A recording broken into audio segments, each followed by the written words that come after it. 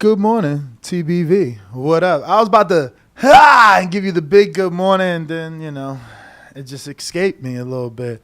But no audio. Yeah, I don't know what you're talking about. But I barely hear myself in my headphones, man. I can't stand that something's always being touched in this motherfucker. Yo. But buenos dias, Danny. What's up? What up, man?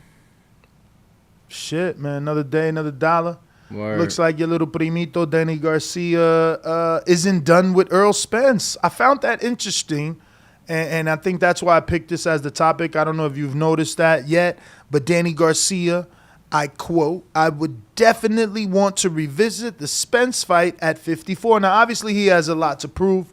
Can he contend at 54? This will be his first fight with Jose Benavidez this Saturday. He's also called out Laura at a 55-pound catch weight, or 54. 55. Okay, 55, so I was right.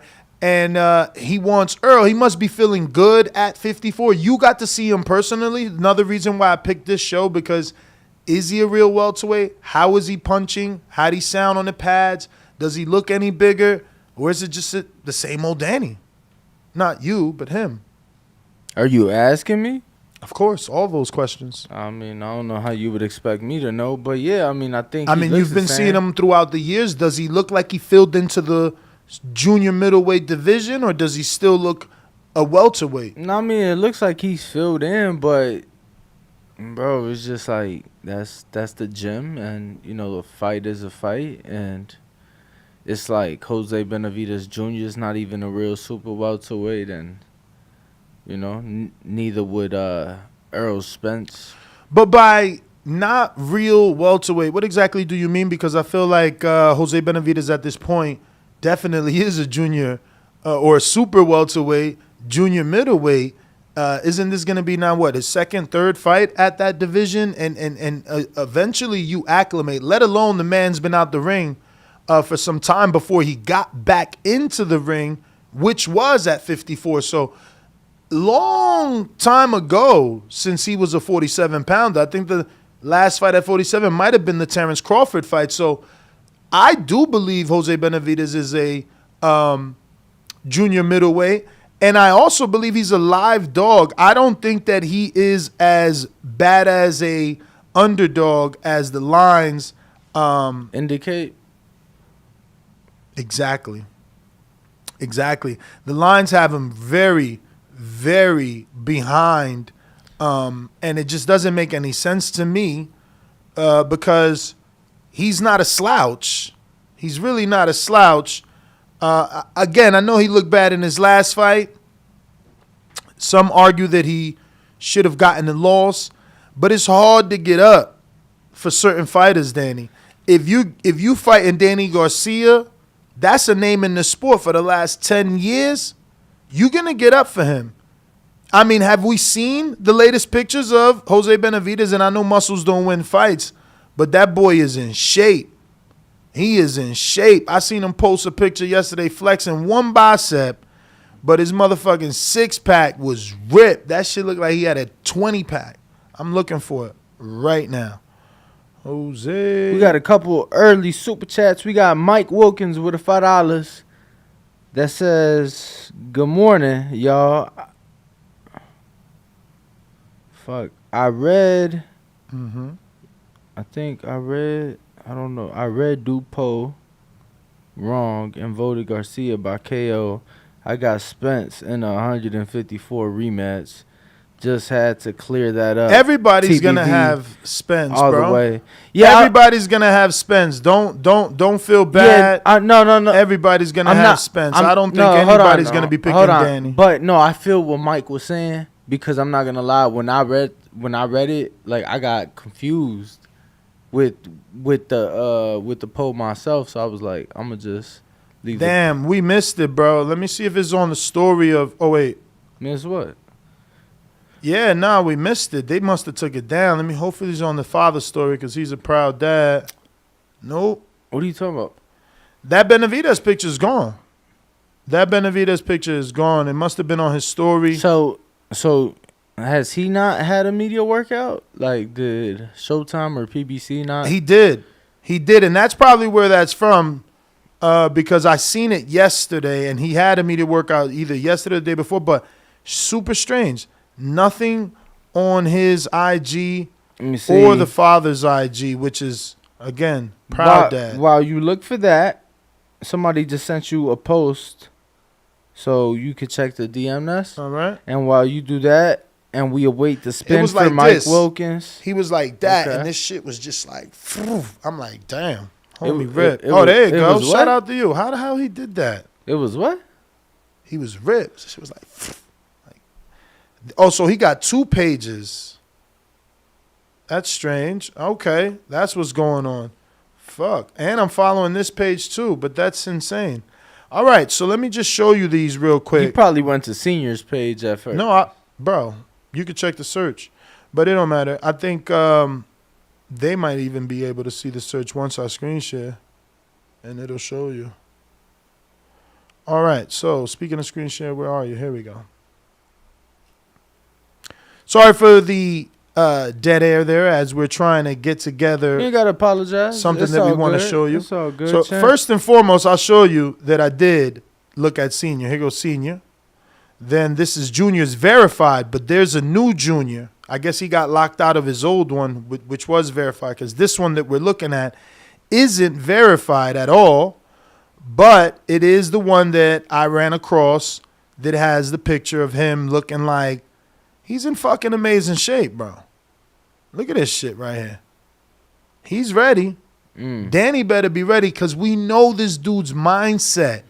We know this dude's mindset. We know that he throws punches, and maybe he just wasn't in shape for those other fights. Maybe he just couldn't get up for those no-name dudes, because I don't remember them dudes that he fought at 54. But this is a real fight. And this is a fight that they knew about for some time. I'm going to be real. I knew about this fight since January. Word. So think Yeah. that this man ain't in shape if you want. Somebody going to get their head bust. I'm telling you right now. Look. Yo, those arms. Bruh, Those, and he feeling himself. You don't take pictures like this looking at your six-pack if you ain't feeling yourself, man. Look like he he been working. in the weight room. Like he been in the weight room. Word that's is what I'm just born. saying. That's what You it got, look like. but that's what you got to understand. bro, his Hear me fucking out. biceps look like some 22s. Hear bro. me out. Hear me 22-inch out. python. Hear me out. How long has he been out since the Crawford fight? Right? So all that time, his body, he probably was like 190. You know what I'm saying? So when he get back to the gym and decides, I'm not going to be a welterweight no more, Dad. I'm going to be a 54. Now he's turning that weight into muscle, of course. So, yeah, he look a little more filled out because he was out of welterweight for well over a year. But look at this. But I just want It's to clear angles. up. I It's just angles. want to clear up. So that last fight that we saw him in November, that was his first fight since the Crawford fight, Beautiful. See? So that's all that off weight then. and that was at middleweight. Exactly. So he's had one fight, not at welterweight. And one fight at middleweight, 160. So he's coming down. What you see is him turning the fat, being out of shape, turning into fucking muscle. But look at this picture. He's a little thinner here. So it can be angles. Shout out to Drake. Views. But his bicep on the right hand does look amazing on this picture too still. But he does look thinner in this shot. Yeah, you know, getting closer and closer to Look weigh at this in one. time. Even this one, I mean, I see what you see with the biceps. Homie just got big ass biceps, but he doesn't look too big in this flex shot. Yo, before you get too ahead of yourself, don't forget you do got to spin the wheel already. There's like a list of super chats waiting on Nesta right now. So All right, well, I just want to go ahead and like all these pictures that we've been talking about because I ain't no hater. I don't be doing that crazy shit, like looking at your shit and not liking and shit. I don't do that. but what if you don't like it? I mean, Yeah, obviously man. we do. We're giving him compliments on his hard work. So, Bro, those biceps look fucking humongous. So go like it with your Instagram. Stop being a hater. No, I'm just saying, like, you know, I'm fucking. what's with the you. new one? What's the new one? You ain't This even, new one yeah, is you Jose. ain't- It's the same thing. Jose Benavidez Jr. .92. Right, but The other one is no dot.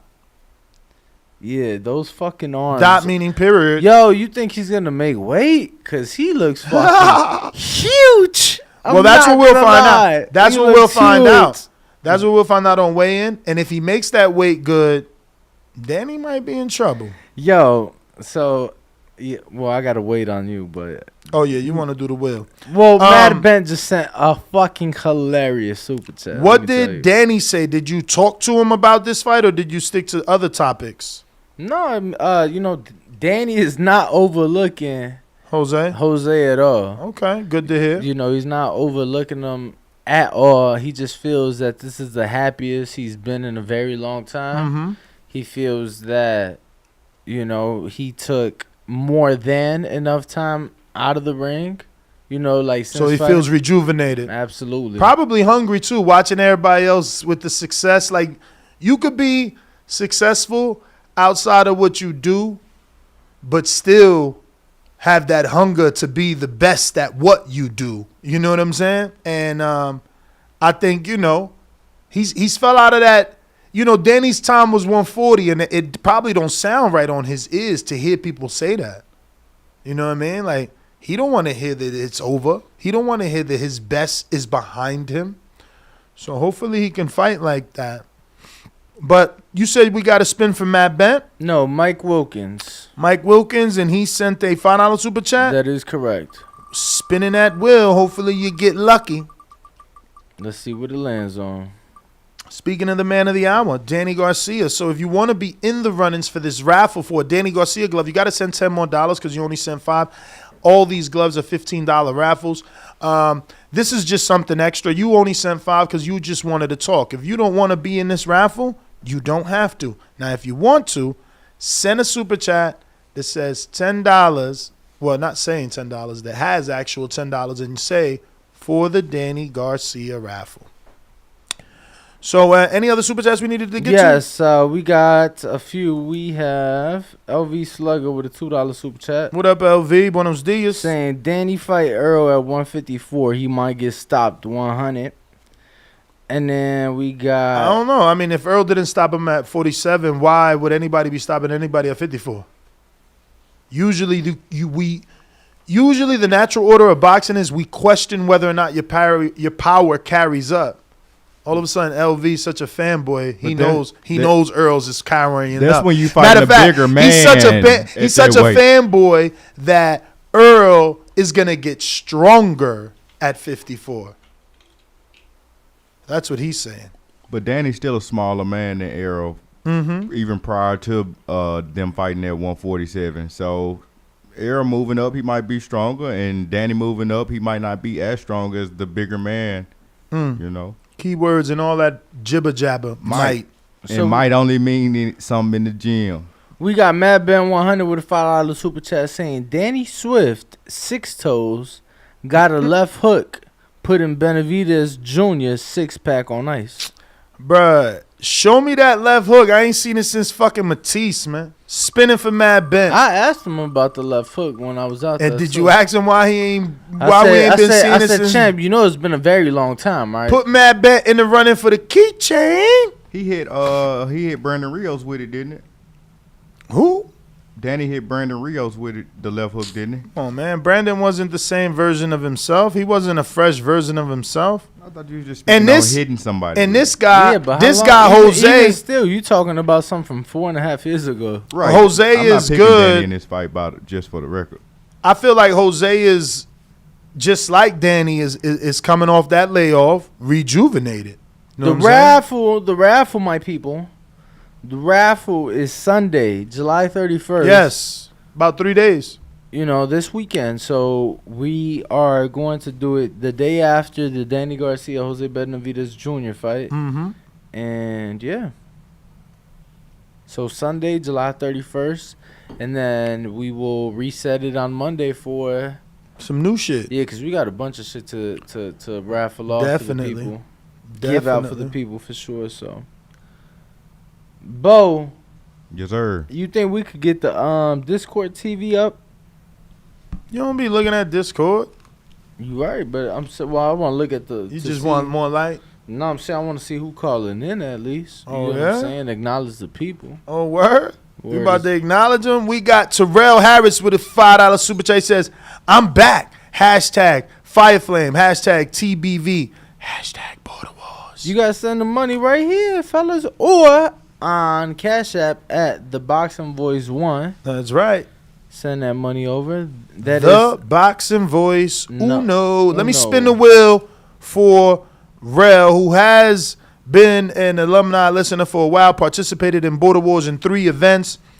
He probably doesn't know about this wheel, but Rel, you sent the $5 super chat. Just wanting to say good morning. We'll spin the wheel because you sent $5.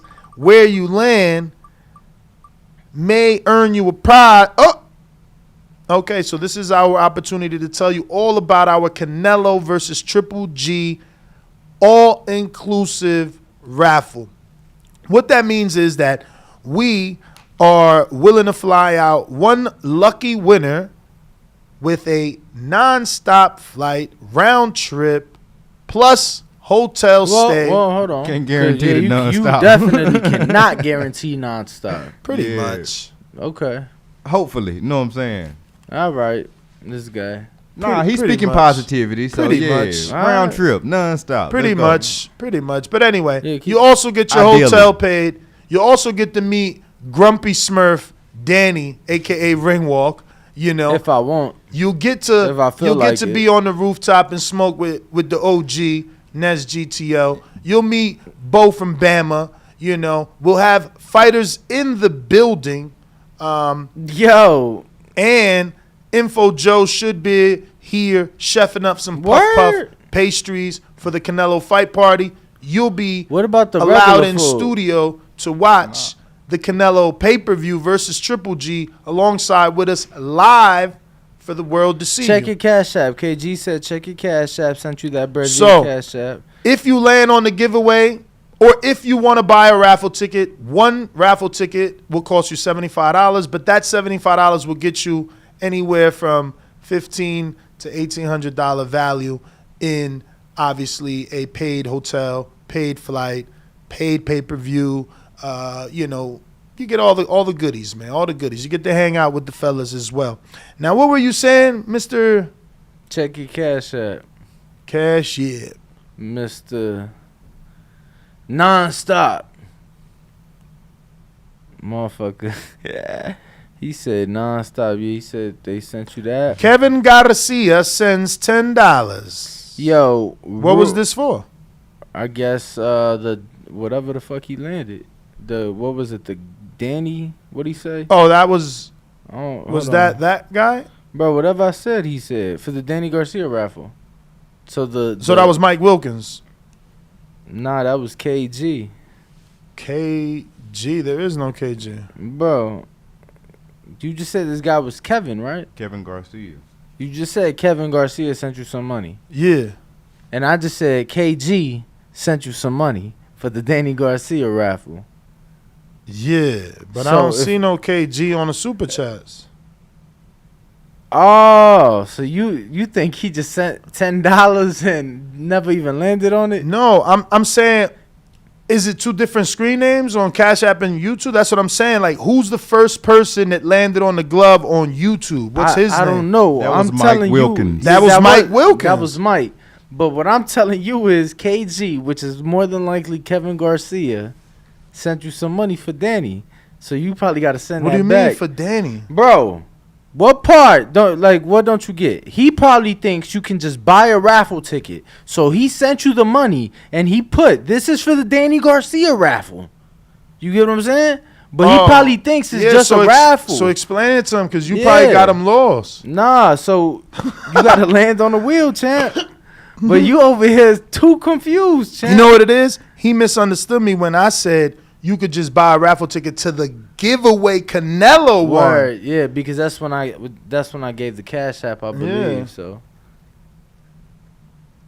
yeah, so the Danny Garcia So raffle Kevin G. that's not how that works, champ. So for the trip to Las Vegas, Canelo Triple G 3 weekend, which is also Mexican Independence Day weekend.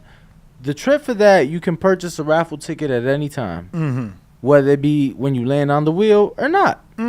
Now, The other raffles you have you must land on the designated area in order to participate in that said raffle. So he said keep it all good, but since you sent 10 to me, that's still a super chat / cash app. So we'll still spin the wheel for you. Yeah. And maybe he does land on the Danny Garcia glove, which you still would have to send another 5.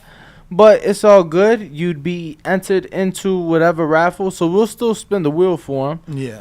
It was a little confusing. Sorry. All good. Yeah, it can be confusing for someone new. Obviously, anybody that's been a part of the show would already know how it goes. But you did send 10, so we're spinning the wheel, and it looks like your 10 lands on a shirt. So you're automatically entered into the shirt raffle. You don't have to do anything because you do need to send at least 10 for the shirt, which you have. And now you're eligible to win a Thomas Hitman Hearns Boxing Hall of Fame shirt. And it's a one-off. Exclusive, baby. So then we got Victor Banuelos with a $5 super chat saying that Chin ain't got no muscles. Which Chin? Oh, Benavidez, because he said muscles. Because we ain't talking about Danny muscles. Word. Okay. So, well, I'm still trying to check my betting lines. Let's get back to Danny versus Benavidez, because without beating Benavidez, you ain't never getting the Errol in no rematch. So, I do like the energy, though. I really do like the energy because, some people lose to someone. Like yesterday, for instance, Pitufo said, look, Shakur's just too good. He's going to be one of the best. He's going to beat everyone. He's going to get titles at 35 and 40. You know what I mean? So he's already saying, like, bro, I don't want that smoke no more. He's just on another level. Danny at least is saying, man, I want to get back on a horse. I want to try again. You know what I mean? Do you believe that the first fight was his best opportunity of winning? Competitive enough to where, let's say he does knock out It don't need Benavidez. to be. It don't need to be because what he does moving forward could earn him the fight. See, if you look good again. That's what I was going to ask you. Would knocking out Jose Benavidez Jr. in devastating fashion. Knocking out Benavidez and then beating Laura. You can't, because for Errol. So you want him to basically move up again? No, he called out Laura at 55. Let Laura come down. That would be for a middleweight title. It don't matter. So then Errol could fight him at 55 for a middleweight title. So then he'd be moving up. That's all I'm saying. And that's okay with 1 pound, but he's still shrinking Laura down. Laura's older. You know what I'm saying? I don't know that Danny has the feet to beat Laura. The fact that he wants to fight Laura is like, bruh, how you gonna cut that ring off? Seriously. Show me that you could cut the ring off on someone else, because Laura got real feet. Yeah, I don't know who RD is. Do you know who RD is? In the chat? I have to look at it. But right now, I'm being messaged about the Canelo raffle.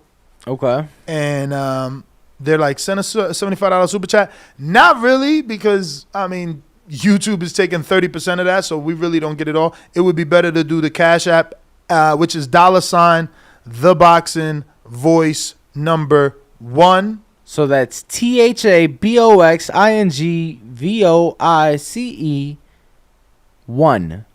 The number. That's it. That's all. Let's fucking go. That's that would be. I just received some amazing news. If it's true.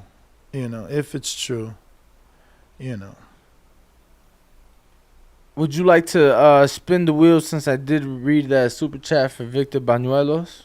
Sure. Spinning the wheel for Victor. Bo, what time are we scheduled to have our first guest? Heavyweight sensation, Jeremiah Milton. 7 a.m., right? Correct. In 15 minutes, we'll be scheduled to have Jeremiah Milton in the ring. A man with about, 5 fights and 4 highlight reel knockouts? So, Victor Banuelos landed on the Yo Elvis Gomez glove, which is the Cuban knockout artist. And Yo Elvis Gomez autographed glove. In order to win it, you do need to send another $10, right? He was a $5 super chatter. He was, yes, sir. All our autographed gloves need to be 15 or more to be included in the raffle. But at least you get an autographed glove and you know it's real because we got it signed right here on the show. Plus, it comes on a beautiful custom box and voice genuine leather glove done by Sabas, a leader in boxing gloves here in the boxing world, right? But you can also call in if you want to give us your take, not only on Jose Benavidez versus Danny Garcia, but not only Jose Benavidez versus Danny Garcia, but also Danny Garcia, wanting to take on Errol Spence yet again at 54. If he can continue to be successful, which hasn't even really started yet, Danny, because this will be his first fight back since getting that loss to Errol, correct? Yeah, since the December 5th, 2020 fight. So both men pretty much having a long layoff. Benavidez probably shook off the rust, and Danny didn't get to. Danny's coming right off the loss. At least Benavidez had that one at 60. I mean, like I said, Danny feels that he needed that layoff to rejuvenate himself, to be happy again, and now he's there. So, Danny and his father and team, they feel that what they've gotten is exactly what they needed for his career at this moment. Danny. This is a bittersweet super chat because there's a $20 super chat from one of our community members, Bones13. And then it continues to be sweet because he's like, damn, I hope I land on a glove. But then he ends it and says, Danny, who you got Saturday night in the Gay fight? Yo, so, you've been a sourpuss your whole life? I mean, because, 44 years to be, sour and to be a hater is a very long time. I mean, how old was Bob when he said... And you Ness Armies... I'm timing all you motherfuckers out today. Stop timing people out. All you Ness Army motherfuckers. Why you hating on timed out? Yo, how old was Bob? 44 years. 44 years. That's 44 years. Is that how long you been hating? Chick? Yo, how old was Bob? How old was Bob when he said, men rolling around on the floor, humping each other? See, that's the beauty. See, he ain't even talking about a man's fight because the main event is Juliana Pena and Amanda Nunes. That's going to be a hell of a fight. I thought Amanda was winning the first fight until she wasn't. And then we had a new champ. Who the fuck is that guy? Yeah, but, I'm going to roll with Juliana Pena just because she does train out of Chicago. So, I got to give her some support. And, of course, I'm rolling with Brandon Moreno, first and only Mexican UFC champion. Never heard of him. So, Victor Banuelos sent his $10. Well, actually, I'm pretty sure he's you got him? Pretty sure he's coming to the building today. Who? Who? For his final workout, Brandon Moreno. Who's that? The first what? And only UFC Mexican champion. He's coming to this gym? Yeah. Today? So you excited? I mean, I just told you. After you said... Why you trying not to show emotion on your face if you're excited? I was just saying that you probably should. A chink in his arm. You see it broke? I was just saying that you probably should acknowledge, who he was, given that he's coming to this facility today. Why? That's the one thing about me, bro. Would you say why? I'm a team player, but I ain't no liar. Nah. The same reason that you told me to stop timing people up upstairs. It's the same reason. Let's see what poll Bo came up with. How do you think Danny Garcia would do in a rematch versus Errol Spence at 154 pounds? He would lose by unanimous decision again, 75%. He will lose by split decision, 8%. Danny will win by decision, 9%. Danny will win by KO, 10%. That is your poll, and it's over 250-something votes. If you want, head on over to youtube.com/The Boxing Voice. Place your vote as well. While you're there, don't forget to hit the subscribe button. Damn, I just thought about it. Shit. So those fights are going to be on during Danny's fights. Yo, we should do a fight chat for it, champ. I'll buy the pay-per-view. What do you mean? The UFC pay-per-view. No. Because Danny's fight's going to be over before the main event. I'm going to watch the fight anyway. No. I'm going to get the pay-per-view anyway. No. Might as well No. talk about it. We got a $20 super chat we got to spin the wheel for. Let's get back to business. Would it really matter to you if it was two women rolling around on the mat? No, it wouldn't. But that's because I'm not gay. Bro, they be having black eyes and bleeding in the face. Bro, I don't like looking at that. When it's women. Yo, you heard his I like to question? see a woman Yo, beat up. did you hear his question? Would you rather see two half-naked girls or two half-naked men rolling around? Like, bro, you're asking a straight man a stupid question. That wasn't my question. That is. Bro. You was like, oh, would you rather see the girls? No, like, because you steady making unnecessary and uncalled for comments. I'm like, bro, Aw. it's a woman's Get fight. your Me Too movement. I'm just saying it's a woman's fight. So what are you talking about? How is you gonna your comments is irrelevant because the fight is a woman's fight? You win. Gay. Spinning the wheel. This is a boxing show. They don't like that. Fuck off.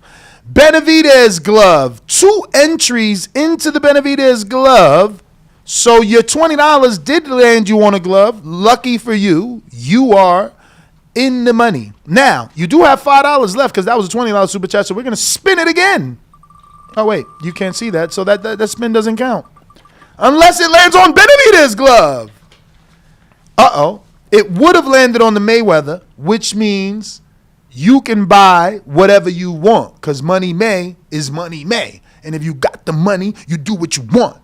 That's Brandon from Houston, the co-producer's idea. So I don't know. How do you guys think about that? Now we're going to respin it for you. That would have been what you could have done had it landed there. Again, Brandon's idea. I do kind of like it. You know, money is about that money, right? Money may. So it's like if you land on money may, you get to be in any raffle you want because your money is you got the money to do so. What you think, Danny? No? All right. I mean, it was my idea, so Really? Oh, I didn't know that. So, you know. Oh, so that's why you're sitting there like a sourpuss? Okay, so that's the Benavidez +1 again, which means if you really want a total of 4 entries into that Benavidez glove raffle, Bones 13, you would need to send another $10 because that was the last $5 on your $20 super chat. So it would put you 4 though. It would put 4, so you'd really have a higher probability at winning. You do not have to though.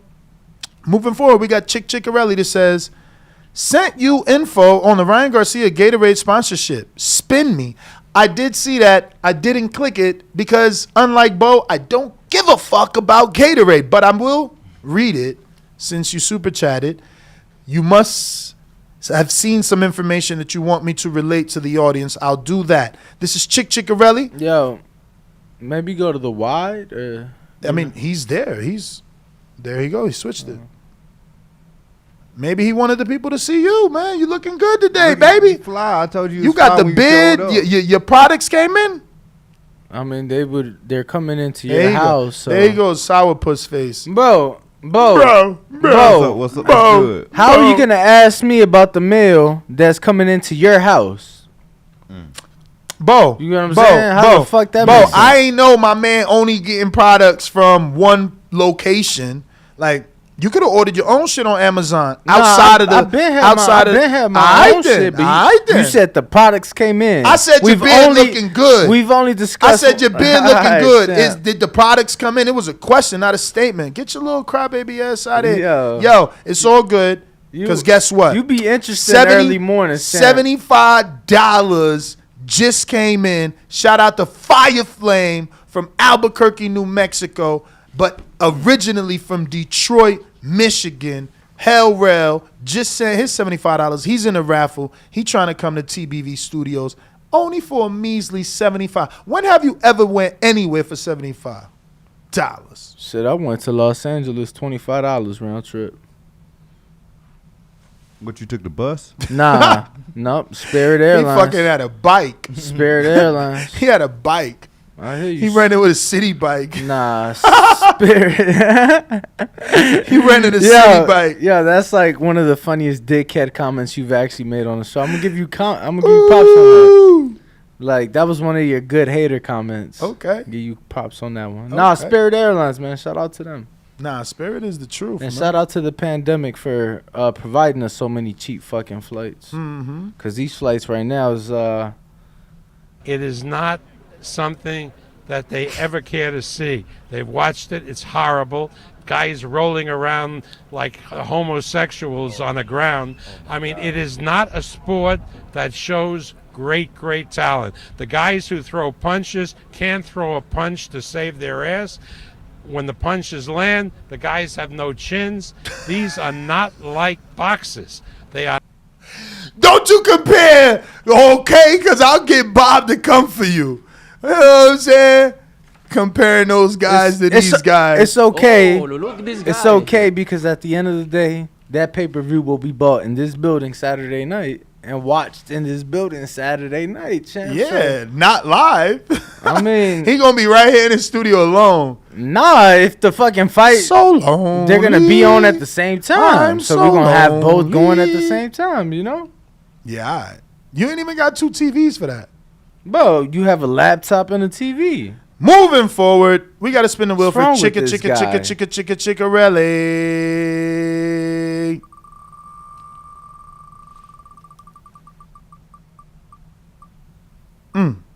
Chickarelli in the running for the $10 hoodie. The Danny made it $10 because he's the man. He said, high's going to be 15 when the glove 15. So they 10 now. Yeah. He set the precedent. Put Chickarelli in the running for the hoodie. Please, sir. See?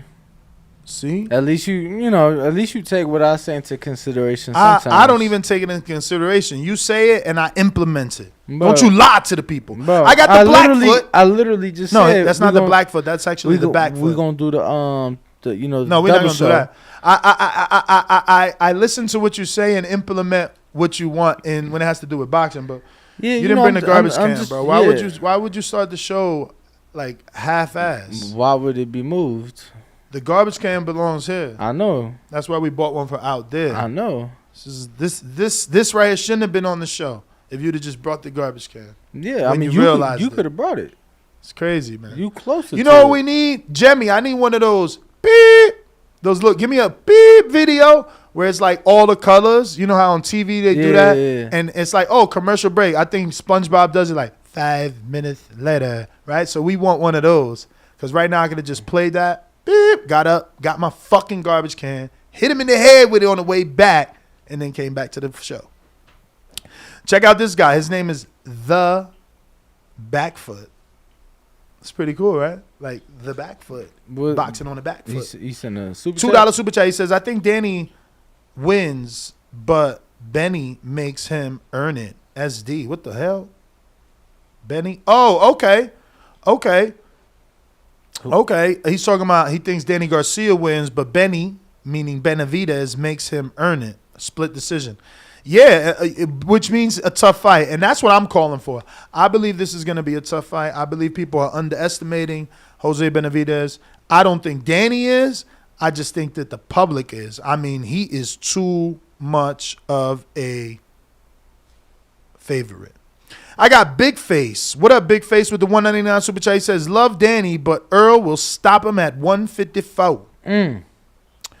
And once again, Victor Banuelo sent his $10 for the glove and said, let's go, with the Shout 3 out glove to you, emojis. champ. Shout out to you. Uh-oh, Bones13 sent his glove, so now you got to put him in for the Benavidez glove 4 times because he sent his $10 for the glove for the Benavidez. R. Jonesy sent $10. He says, raffle me twice, 5 and 5.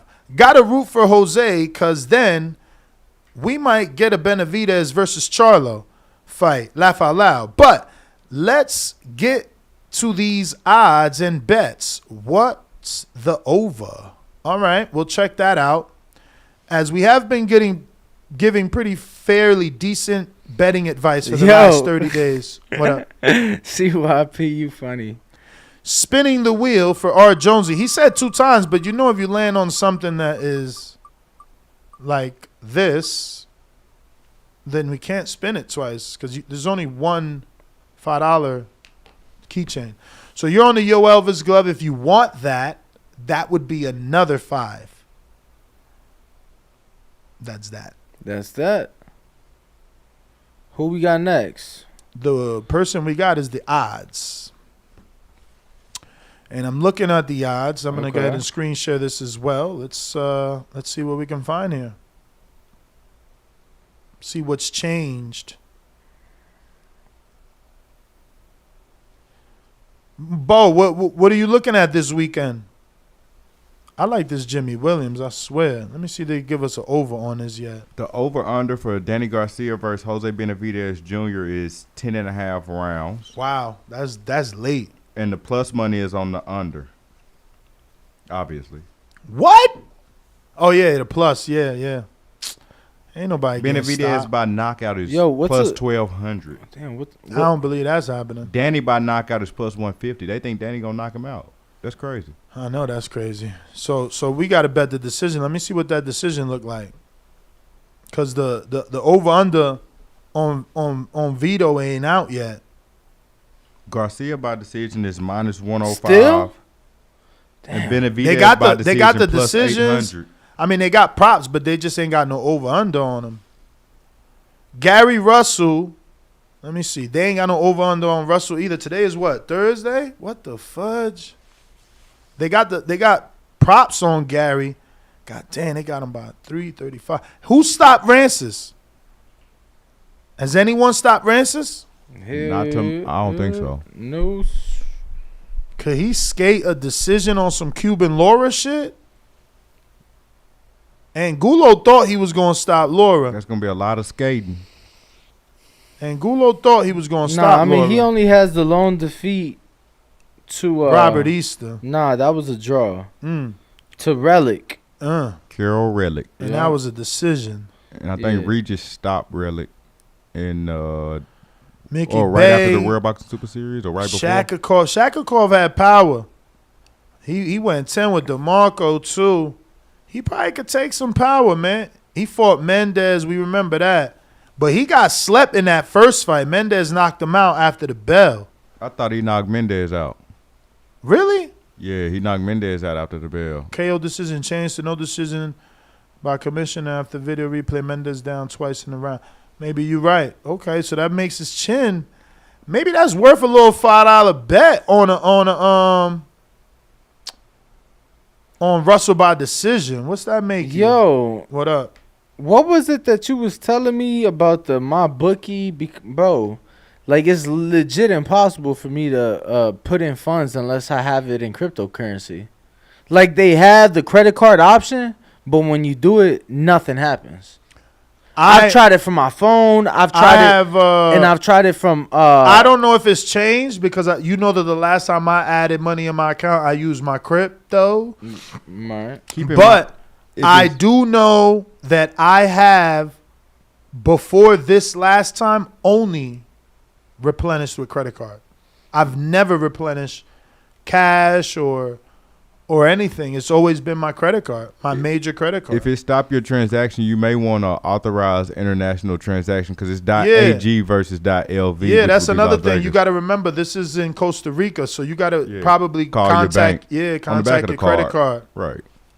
It's pretty easy to do, actually. It is. But 5 makes you 3 times your money plus your 5 back and $1.50. So this $5 bet on Russell to get the decision ain't that bad. It ain't that bad. Maybe if I do 2. Let me see if it sounds better to do a parlay. Russell with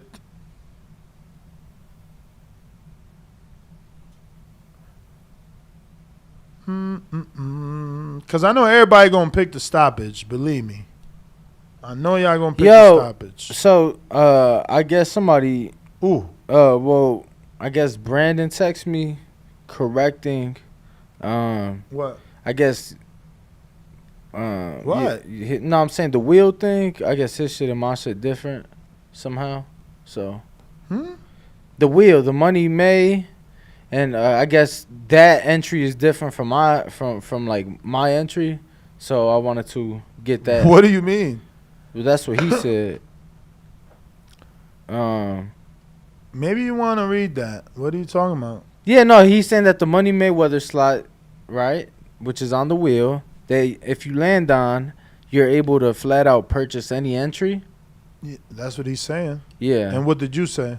That you'd be able to pick anything within your super chat range. Yeah, but that's what he's saying.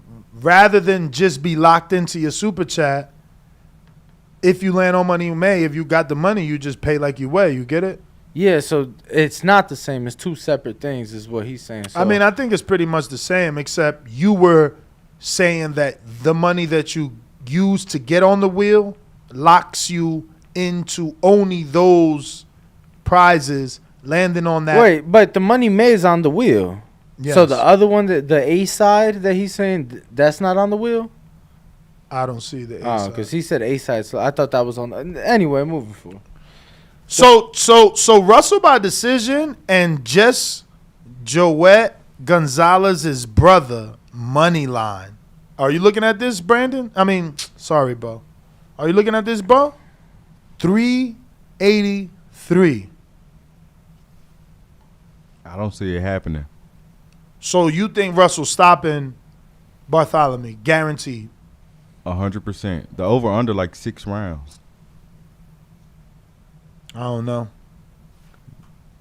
Put your $5 I down. thought for which one? Both for the Bartholomew? Yeah. So two is definitely three is more than 3.5 more than your money. So that ain't bad, man. I That don't ain't think that's a bad bet though. That's a cool bet. Yeah, it's a little decent gamble. It could happen. You know, Postal, he's straight up. Eastern European, you know. He couldn't take that pressure. Rancis is a counterpuncher. You know, Cubans are on that back foot. Maybe he can handle that pressure a little bit different.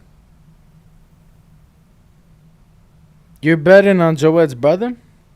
Yeah. Money line, though. What card is he on? Who he signed to? Golden Boy, I believe. They have a show this weekend? Mm-hmm. Okay. This kid right here, Josek. I don't know if you pronounce the C or not. Do you think you don't? And it's just Jose Gonzalez? I just didn't know. I mean, Yeah. it's not even Let me see. Jose because he got a U in that bitch. It's like, I don't know. You tell us about your peoples. I and mean, then- you the one laying money on them. That's and why then- I'm trying to look into them because, you know, you must really I'm going with Adam, I think. you must have saw something. Oh, that's just tonight. What? Yeah, that Golden Boy Yeah. card is part of the shows that they're doing. What they're doing? They went back to Ring TV, right? Nah, the Zone, but it's like they're doing like the Thursday shows. I Thursday did see shows. that. Yeah. Yo, check this out. This is a parlay I'm laying down. You know it. Russell goes the decision with Bartholomew. Joette brother wins money line. Adam Kovnacki money line. Plus 1,060. Yes, the hard one to do is Russell not getting the stoppage. But that's probable, man. That is super probable that he doesn't get a stoppage on a veteran like Bartholomew. Yeah, I don't see. I just don't know the guy, so I'm Which like, guy?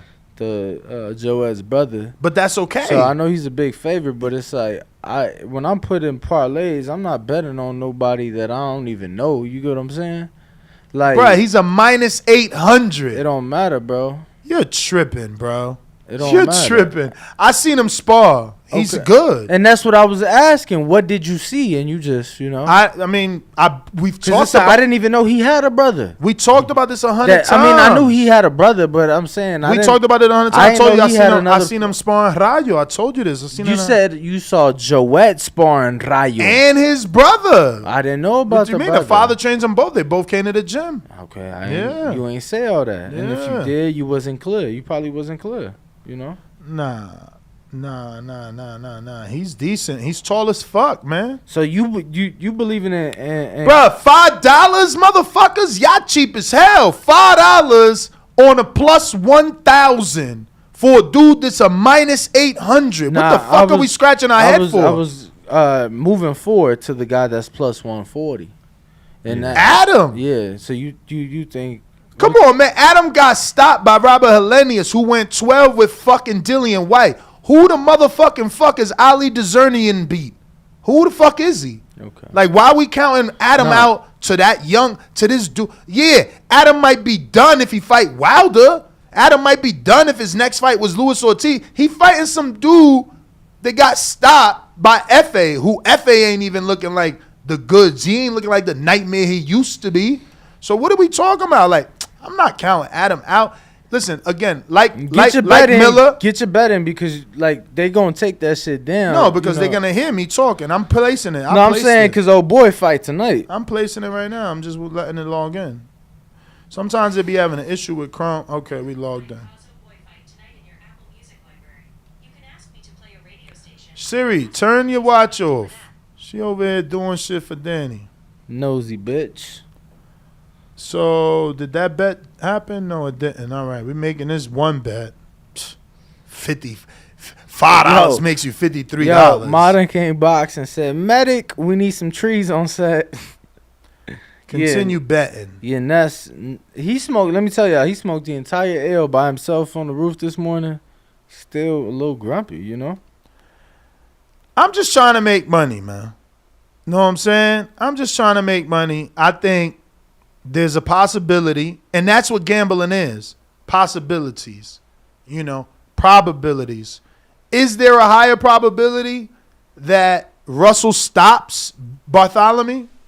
Yeah, probably. But there's also the possibility that he doesn't. So if I run with that, along with some sure wins, parlay it, if that possibility happens to happen, I've insured some money. That's all I'm saying. We have a guest on the way in about 5 minutes. All right. See? All around strong LLC. That parlay could be a go, though. See? What is you reading? Andrew says, Ness, you got a free play. Don't forget. Yeah. I like to stack those up a little bit more. So you know, when I let it roll, I can let something big roll.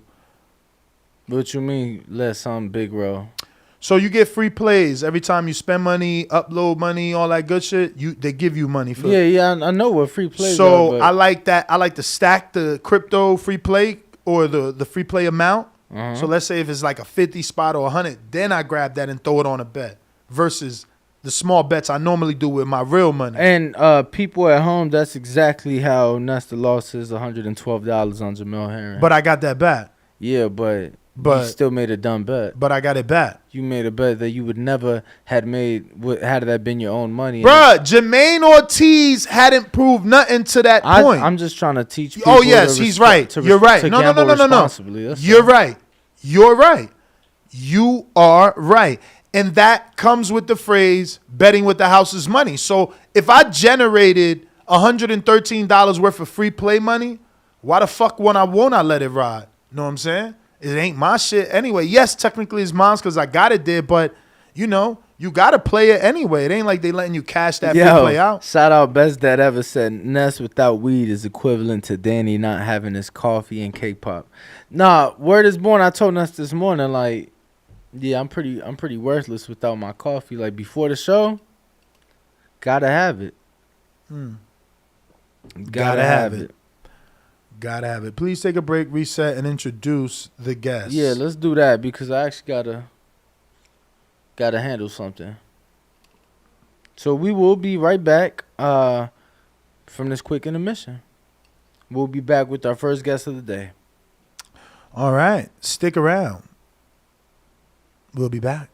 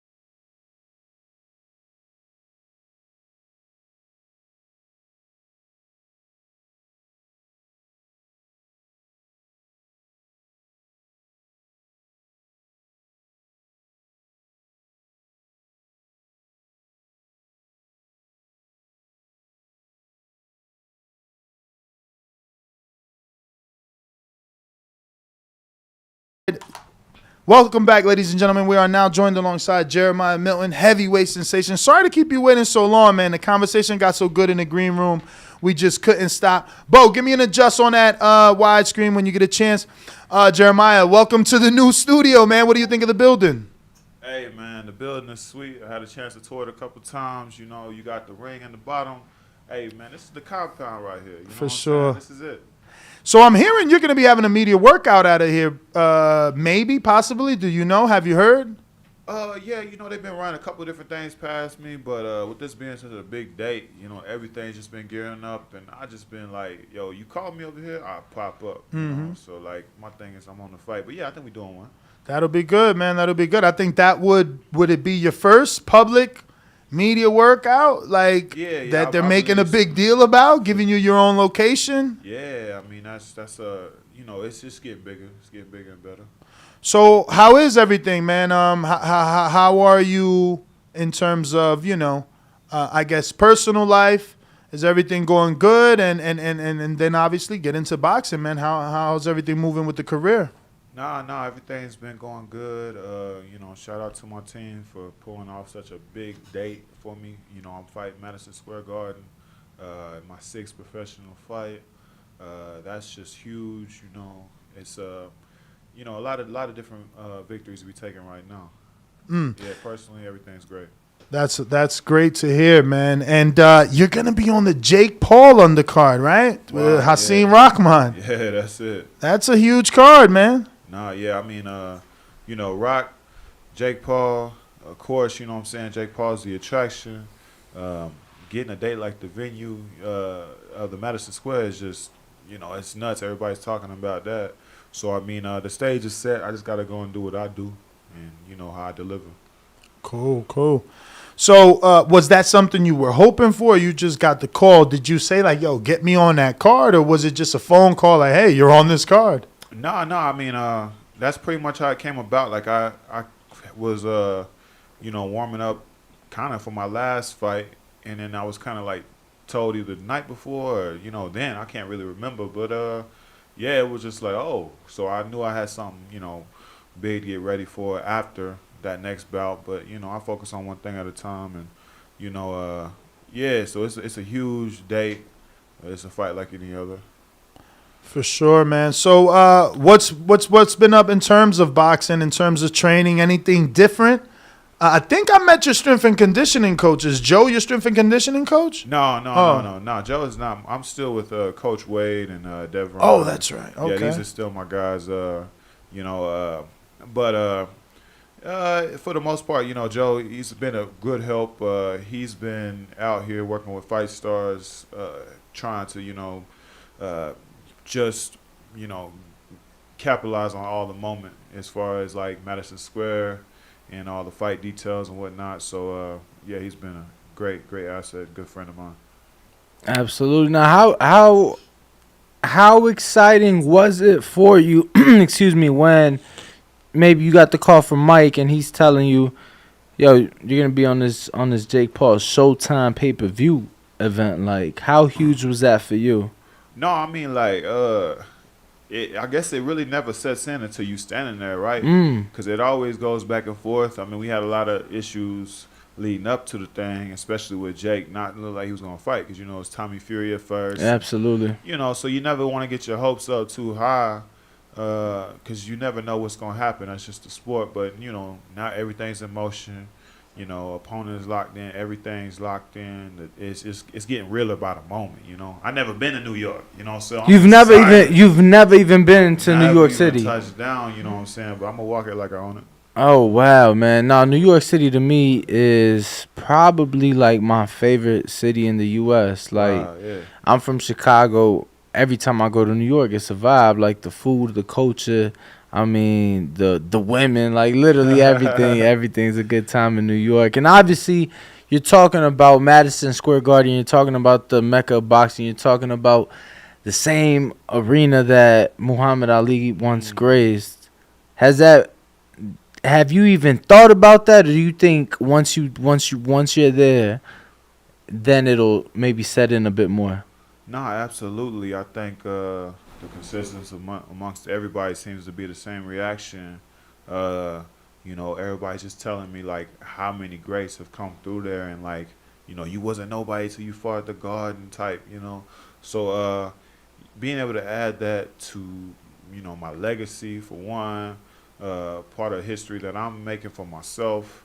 Um, it is an amazing experience. I watching Dave Chappelle and those boys over there. You know what I'm saying? I'm looking at them the other night performing at the Guard, and I'm like, well, I'm gonna be there in like a week. And I mean, they're not boxing, but like, just you talk about all the who's and legends. Exactly, the who's who, right? Yeah. The big names. The big It's like names. it don't matter what you do. Yeah. If you at the top of what you do, like that is one of the venues you gonna end up at is Madison Square Garden. For you going in there, you're going in there against a guy 5-0, undefeated, 4 knockouts, I believe he has. Right. Have you seen much in your opponent, Quentin Sumter? No, I mean, he only got like one little clip online. Look like he comes to fight. So I'm not too worried about it. All these guys, they say the same thing about, wanting to knock me off and give me whatever. If they want to feed me their O's, and that's cool. You know what I'm saying? Like, He said if they want to feed me their O's. yeah. So, That's just how you see it. That's how I see it. I mean, I've been around the world now sparring. I've been in there with top guys. It's just it's been an amazing experience. You know what I'm saying? It's really been just like I think back to even like whenever I wasn't that seasoned in the sport and I was amateur. I can't recall a time I've been hurt or something. It's not really went my way in a fight, sparring, whatever. So here we go. Just another date for me. Now, I gotta say, for me, I first heard about you before you turned pro, and it's just I think it's been I guess from the outside looking in, it's been nice to see how you've came along because you turned pro at Kronk in Detroit, and obviously the pandemic and shit was really heavy, and to turn pro right after the world is opening back up from COVID. And to see what you've been able to accomplish, obviously you've been able to get yourself on some big cards, get some highlight real knockouts, get yourself into some world-class training camps. What would you say the last 2 years have been like? Because it was 2 years ago in August, so August makes 2 years that you turned pro. So what would you say? What would you say that the last 2 years have been like? Yo, I mean, everything's just a roller coaster. You know what I'm saying? Like, one thing about it though, when I step in the ring, I've been favored. I've been favored to capture the moment. So although I've had like a lot of personal turbulence up and down, what I'm saying, one thing's remain the same is when I fight, and when I get in there, I put my heart into it, and so that always produces a result. I have good backing. You know what I'm saying? I don't have. Yeah, I would definitely say you have a good backing, especially with Mike. Yeah. Mike and I were talking, and it was just crazy all the success I was telling him. For me being from Chicago, even though he's a Cubs fan, I like to see people from my city eat. But I was telling him, I'm like, Mike, most people don't get 8 world title fights. Like, as a manager, young manager, somebody who isn't tied to somebody big. You get what I'm saying? I'm like, and he's really doing this thing, has made a lot happen, and I see it with you now. And that's what I'm saying. You literally turned pro. It'll be two years next month.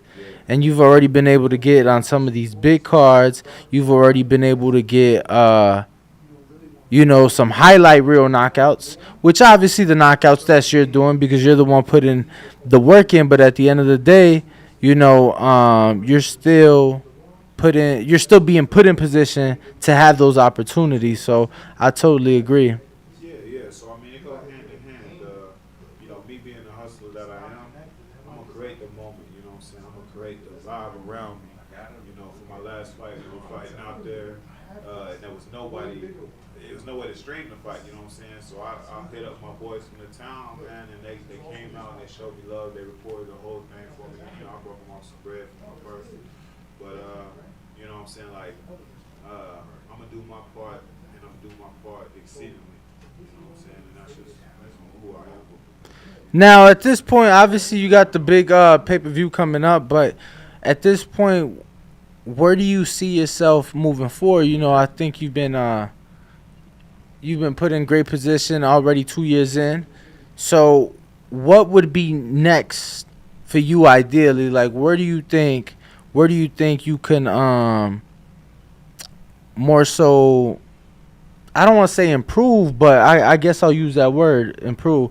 Actually, Jeremiah, what we're gonna do, because it looks like your mics, we're having issues with your microphone. So I think we're gonna take a quick intermission, and we're gonna move you just across here. So one second, get this sorted.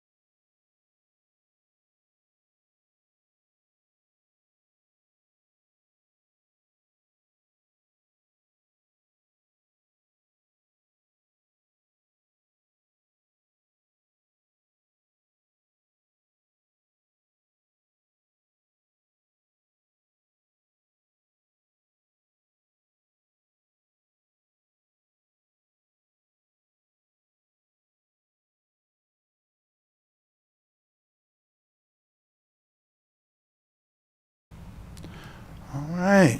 Danny, sorry about that, ladies and gentlemen, but we had to get those technical difficulties under wraps, and now we're back with Jeremiah Milton, heavyweight. His mic should be good. You guys should be hearing him way better. But where'd you leave off, Danny?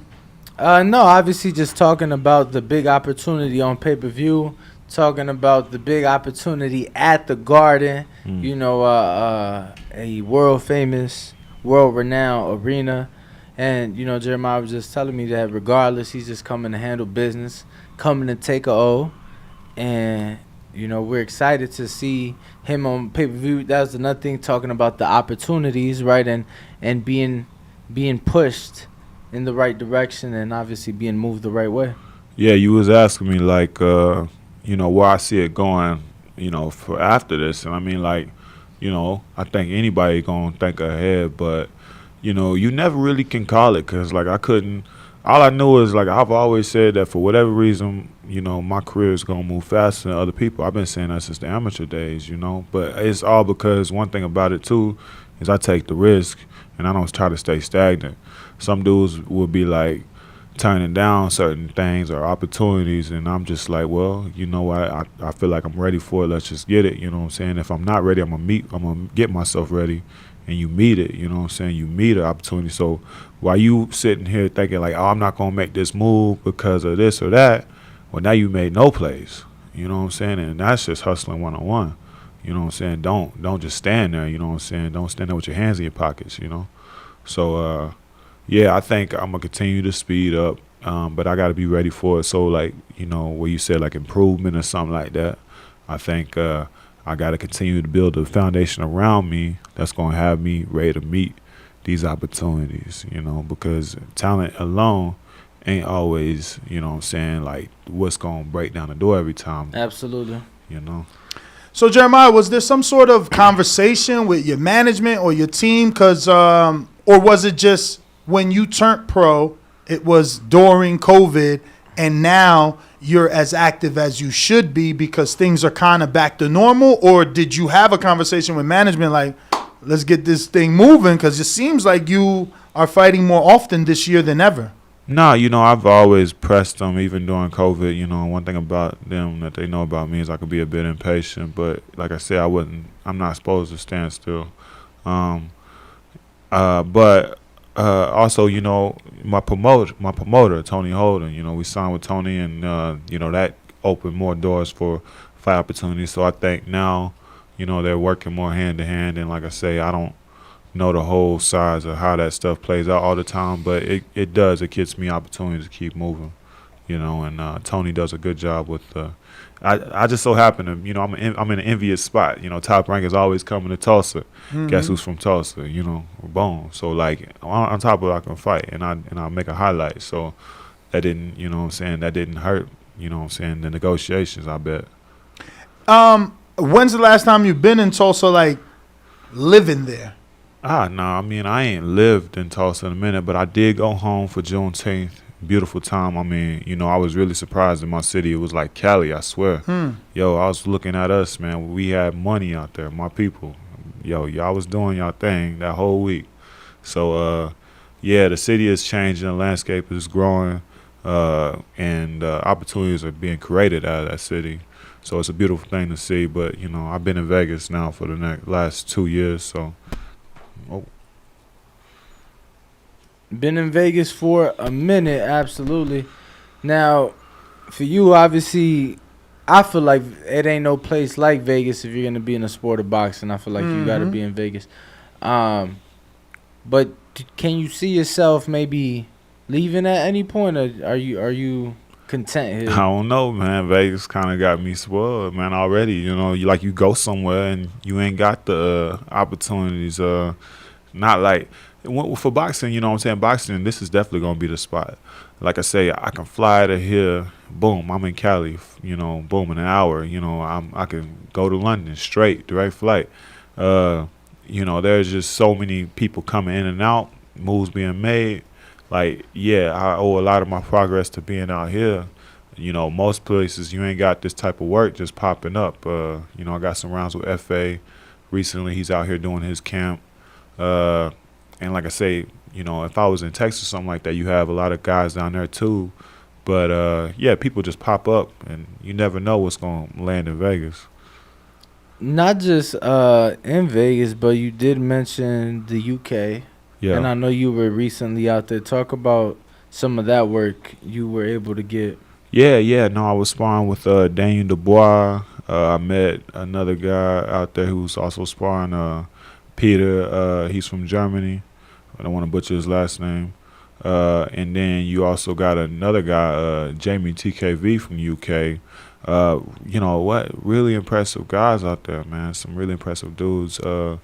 Just the different styles and their approach to, you know, boxing training is a lot different. I think they're very, you know, fitness based. You know what I'm saying? So these guys are in pretty good shape, and they let their hands go. They box differently, but yeah, it was just, you know, another moment. You can't really, you know what I'm saying, like fabricate anywhere else. Like I'm literally somewhere else on a different type of time. You know what I'm saying? Getting work out, and, you know, the McGuigan's gym. You know, Shane McGuigan himself, hell of a fighter back in his day. So yeah, you know, these world class experiences, it's just it just doesn't show on my record. You know, you looking at my record 5-0, blah blah blah, but like this time that I'm putting in, it's got me a lot farther than, you know, the record's gonna show right now.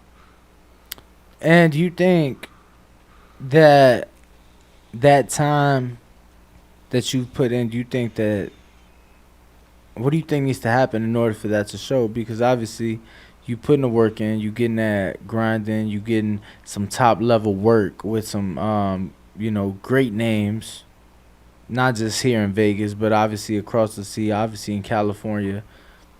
Do you think it's just a matter of time for you to just keep your head down, keep doing what you've been doing, and then it's only a matter of time before your opportunity comes? For sure. You know, like I say, I'm the type of dude like that's gonna run into it, man. Like it's, you know, it's going to seek me out. I'm gonna find it one. So yeah, like all I know is, like, you know, I have to take something from every moment. You know what I'm saying? Like, you know, every day in boxing, you get an opportunity, you know what I'm saying, to grow, or you can, you know, be stagnant. And so like I just want to make sure that I'm still growing, learning as a fighter. Boxing for 5 years now, going on 6 total, you know what I'm saying? So it is a testament, it's partial favor, you know what I'm saying, like how I've been able to come so far. But, you know, I can't get caught up on any of that because I'm in the race, you know what I'm saying? I can't look back and be like, oh, well, you know, I gotta be ready for all the opportunities. I gotta be ready for all these guys have been doing it their whole life, you know, and I gotta show them what I'm doing. So when you say you're in the race, how many amateur fights did you have? I had about 32. Okay. Yeah, and I stayed amateur only because the Olympics was coming around, which was the best move for me. I didn't know anything about going pro, but once you do your research in the game, you know, you need that amateur pedigree to fall back on so that you can, you know, also put a name out for yourself when you turn pro, you know. And that's the difference with some of these guys. It's like, you know, they try to turn pro without, you know, having that background, so they don't really got a name to themselves. They don't have a background in the sport, which is a tough learn on the job, you know. But yeah. So I mean, yeah, limited, but not like I wasn't applying. Like I was really just, I live boxing, you know. Yeah. So what made you get into the sport? I mean, one thing you got to know about yourself, you got to know what's in your heart. And I mean, I always loved, I love to fight. You know what I'm saying? I'm not confrontational, though. I'm not like, you know, like, yeah. But, you know, I'm comfortable with going there. And so, like, I knew if I could, like, put my mind to actually, like, doing the other sacrifices, which is, like, you know what I'm saying, living the lifestyle. And any boxer know what I'm saying when I say that. Like, you ain't out doing this and doing that, that I would come along, you know? So, yeah, I figured I would get to a level to where I'm shining. Like I always took my amateur career as that, you know what I'm saying? When I didn't really have nobody locally that even knew what I was doing, I you know, you are who you are. Mm-hmm. How was that Daniel Dubois sparring? Great. Yeah. I think Daniel is he's a very strong heavyweight. I always say that dude can punch, man. Yeah. I think he's it's so crazy because, like I say, he's not like putting like real finessey stuff together, Mm-hmm. but he's very like just steak and potatoes, boom, boom, smash you out of there. But going back this last time, you know, I was able to put on some more weight myself. You know, I'm a bigger guy than the first time I was out there with him, and that helped me. How much more weight did you have, would you say? Yeah, I think I've since I think I've debuted at like 225 or something. For all amateurs at 215. 220 highest. I think I weighed in one time, and then like now I'm like 245, 240. So it's been a gradual growth. You know what I'm saying? Like about 15 pounds or so. Yeah, living the life, man. Like being. But 15 pounds of muscle because you don't look fat at all. You're lean. Yeah, carrying it a lot better, and just being a lot more strong in there, more like you can command yourself. That's one thing I noticed about like being a pro is like there's a lot of different ways to skin the cat, of course, but like when you had an extra little weight, it makes you a lot more of an authority in there, and I've always been fast, so fast and athleticism, that ain't going nowhere. We got a couple of questions from the people. Israel Weber in Tulsa, Oklahoma says, Jeremiah, good luck on your fight August 6th. I'll be watching when next in OKC. Lunch on me. Ness, give Jeremiah my number if you don't mind. I don't have IG anymore. These grown men taking down their IG. Every time I hear a guy say they don't have IG anymore, I feel like the wife. They got caught up. They got caught up. 1 million percent. It's the like, wife. Yo, it's always the same thing. Yeah, man. My boy be like, oh yeah, man. I don't be on there, man, because it's just a distraction. I'm like, bro, you gotta stop. You the distraction, bro. Man. You know what I'm saying? You allowing yourself to be distracted. That's what that is, man. Bro. Let me tell you, my cousin. I sent him a thing yesterday. He's my age. He like, bro, I don't be on TikTok. He like, I'm like, you don't have to have one to watch the video. Yeah. Just download the app. He like, I'm not getting caught up in that shit. I'm like, man, you literally asking me for help with something. Right. I'm showing you a fucking tutorial video on what you. I'm like, bro, you either want the help or you don't. I don't know what to tell you. Man, TikTok is starting to become like YouTube to me. It's very resourceful. Yeah. It is, man. I mean, all forms of social media are resourceful. Like, I could never shut mine down, man. There's business to be made on TikTok or Instagram. I just don't, understand the people that say they get caught up or they're losing time. It's like you're probably searching the wrong things. You know what I mean? But I got James Valdez in San Antonio, Texas. He says, how do you see Canelo versus GGG fight turning out? Does GGG upset Canelo? You know what? Didn't you spar Canelo? We were supposed to. Yeah. This was big. We didn't spar though. So Eddie called me and was like, yo, actually he walked right up to me. Canelo was eyeing me, man. Canelo was just, he's a madman. You know what I'm saying? He's a world champion. Still one of my favorite fighters to watch. But yeah, I just got done sparring Frank and he looked over at me and he was like talking to Eddie, and Eddie walks right up to me like, hey, you spar Canelo? I'm like, hell yeah, I spar Canelo. I'm gonna bust him too, man. I was gonna take it easy. Nah, you see the way that dude was. If y'all was there and y'all seen the way he was punching, woo, shoot, man. I'm telling you, dude got the fire in him. Yeah, and he putting that shit in the same spot every time. Champ, you might not even get that opportunity now that Frank's gone, huh? Yeah. No, I mean, the whole house went up in flames, didn't it? Yeah. People, I bet they was arguing left and right. No telling. Because, I mean, there was a lot of different things that I seen out there that definitely could have been better for the guys surrounding Canelo, but, and Eddie. But, like, you got to, they're like family. Dude got Canelo tatted on him, you know what I'm saying? Mm-hmm. Like, there's a lot of, time and stuff like that probably you're not going to get when you got that cash cow like Canelo. But not just that, but it's like, yo, if you literally, like, have you seen the house Eddie lives in? Yeah. Like, that house is ridiculous. Yeah. If you literally changed my life, my family's life, my daughter's life, like, he's active. You know what I'm saying? Come on. So, I mean, like, the gym is designed for him. All the bags are low. You know what I'm saying? Like, everything is Canelo. And that's how it should be with their relationship and, whatever, but that's their business of sort. But no, I think my buddy Rob said something interesting about Canelo and his ego, man. Because like one thing about it is, lately he's also been falling in love with his power. You know, I think this Absolutely. Bivol fight might have humbled him in a sense to where it was like, okay, I can't just go out there and bully somebody. You know what I'm saying? I got to actually get back to boxing. You know, because like he take punches in that fight, and he never was like super hurt or nothing, but he was just being so nonchalant about the moment. You know what I'm saying? Like, yo, you're like falling behind, eating all these punches, and you're just like chilling on the ropes, you know? Yeah, because he expected to land that one shot.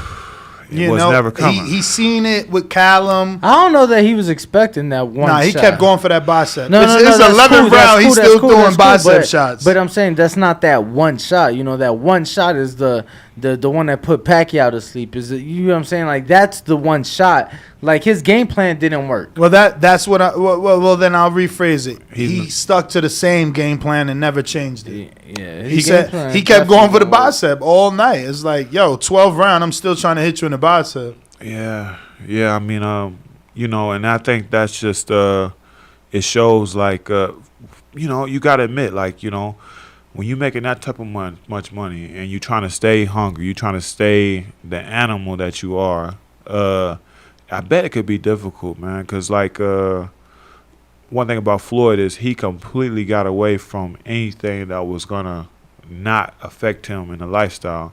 And I remember a viral video came out. It was just Canelo celebrating, but it was, you know, him, you know, somewhere drunk or something like that. And I'm thinking to myself, yo, that's Canelo drunk right there. And that was before the Bivol fight. Do what you do. Do what you do outside the gym, you know. But when you talk about Floyd and you talk about that guy who was able to maintain who he was, you know, it's a difference. It's a difference in that approach, you know. And I mean, Canelo is chasing a weight class where he probably didn't even belong anyway. But, you know, you look at the, like, oh, this guy's just going to be intimidated because I'm Canelo, and Bivol wasn't having none of that. He wasn't having none of that. And you got to get back to your combination punching. You got to get back to boxing and not just, if you're going to rematch that guy, you got to really box him. And you got a combination punch. You got to move and not get, you know, lazy with your work. It was there. He's the world champion. He is Canelo, but it wasn't the same. Nah, man, Danny's funny. Danny's over here in the studio chat like, Dan, could you zoom more into me to show my nostril? Yeah, right. No, cause my man zoom in on me like crazy, dumb crazy. It's like mad zoomed in right now, and he's like, "Oh, Jeremiah's hand was in the shot." I'm like, you could have told Jeremiah just scoot over a little, you know, right here, because I'm like, bro, my man's like right here, like it looked like bro, a that's shot. not that zoomed in, Bo. You did good, bro. Look at what it was before. And how nice of a shot that is. Look, right here. Yo, get out your of profile, shot, baby. And then look, that's nice. You know what I'm saying? Whatever, man. That's about ruin just, a 504. just as much as you. And then you done with your shot, man? Can we get back to the work? Yeah, nah, fuck what you talking about. Have you met Jake yet? Jake, no, I ain't met him. You haven't met him yet? No, I ain't met him. Okay. I ain't met him. I was supposed to be at his presser last time, but I was late. You should have went out to Puerto Rico, man. Got that work. He needed some heavyweight work. Hey, yeah, right. I could have got him ready for Rockman, man. You know, I think. And I'm sure you know Rockman. No, I never met him out here. Really? Yeah, never bumped into him like that. How the hell do you not bump into Rock? Ain't he at DLX every day? Yeah, but you know, I've only been over there like twice. Okay. Yeah, so I mean, you a Mayweather boxing guy. Yeah, the coaches, you know what I'm saying, they stick to their gyms around here. Ruin 504 says, without giving away the game plan, is there anything you know about Quentin Sumter? I mean, I don't know anything. The kid ain't got nothing boxing up on his page. Like, he has one fight where he's knocking out a guy who shouldn't have been in there anyway. And that's about it. So, I mean, I'll go in. I'll see what he does. I'll do what I do. And that'll be the fight. You know? Has anyone questioned whether or not you're too nice because of what you did? You know, and for those listening, what I mean by what he did, obviously he has a very highlight real knockout that's gone viral where you took pity on your opponent, right? He was knocked out on his feet, kind of like Alicia Baumgartner and Terry Harper, and you kind of stopped that next punch and looked at the ref like, ain't you going to stop it? And then the ref did stop it.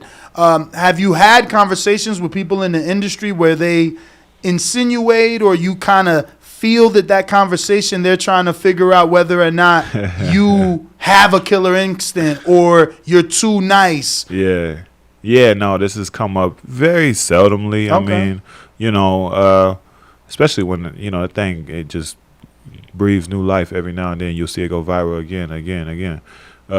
So it's come up most of the time, but, that whole fight is just based off perspective. So many things. That's why it went viral, because, like, you have the humbleness, you have the funny looking facial expression, you have so many different things you can interpret from it. But you know what, like, I think the best answer I can give you is like being in control, being able to look. I can body you at will. You know what I'm saying? I can willfully spare you right now. I can choose to do that. That's like the dangerous side of it. It's like, okay, you know what I'm saying? You could take a man's life, you know what I'm saying? Like, you could talk like that. People, I never want that on my record, you know what I'm saying? You'll never hear me sound like some people that said that. But, Who? How you know? Wildest famous, But, like, damn, Nuss, you answer like I ain't know. I know. Yeah, you know what I'm saying? Like, but of course, nobody, I don't know. But, like, could you be willing to go there, because we all sign a Muhammad Ali Act every time we fight. It's the fact that, I'm willing to assume that I could die here right now and the risk is on me. You know what I'm saying? We just had, there was a this kid, week. Kid Just had died in somebody sparring. pass away. Yeah. You know what I'm saying? Sad stuff. This is the fight game. And I mean, if you ain't accepting all that. But, come on, man. Them dudes were sparring outside in Africa, in the sun, in the dirt. Look. Like, one dude had headgear, the other one didn't. Like, I mean, and I get it. They're the third world country trying to grind, but things is going to happen when you that. Yeah, but what about the times? Okay, that's one instance. What about the instances where that's not the case? And that's cool. I'm just saying that every instance needs to have its details be brought to light because, it wasn't just sparring. That was different. Yeah. I mean, you got to move professionally, and then sometimes even if you're moving with caution, things happen. But, I don't worry about none of that. Like, if y'all would have been in my last fight, which didn't end in knockout, it actually went to decision. Hats off to Buddy for getting back up. About to spice this up. Your mans took shot at you for not getting knockout. DeAndre Savage was like, Jeremiah, this what you do with them bums. See the difference is you went. What he said? You went the decision with yours. I knocked mine out. Yo, he on your heels. He watching everything you do. I hope. Honestly, I know you look at it like, oh, he's annoying, but in this game, you need a nemesis. Think about it. Triple G had been on Canelo's heels. Man, I hated Triple G for that because I'm like, bro, you at 60. This dude's at 54 and you like waiting for him. You know what I'm saying? Like, get on with your fucking life. You looking back. This dude ain't even there yet. But Canelo needed a nemesis. Yeah. The world thought he was afraid. That's why that fight was that big. Same thing for Errol and Crawford. Pacquiao and Floyd. Like, you need a nemesis. He's definitely a heel. Like, he's not, and he's doing his job. He a good B side. Yeah, or A side. My bad. He might be a C side. I don't know. They're gonna have to make a bracket for this fool, man. Yo, I mean, wait, how many amateur fights he got? Because you got 30. How far off is he? Man, I couldn't. Because y'all fought in the amateurs. But he still look exactly like he did like back then, which is just wild to me. But you mean weight wise or skill wise? Oh no, he's definitely heavier, but skill wise. No, skill wise. No.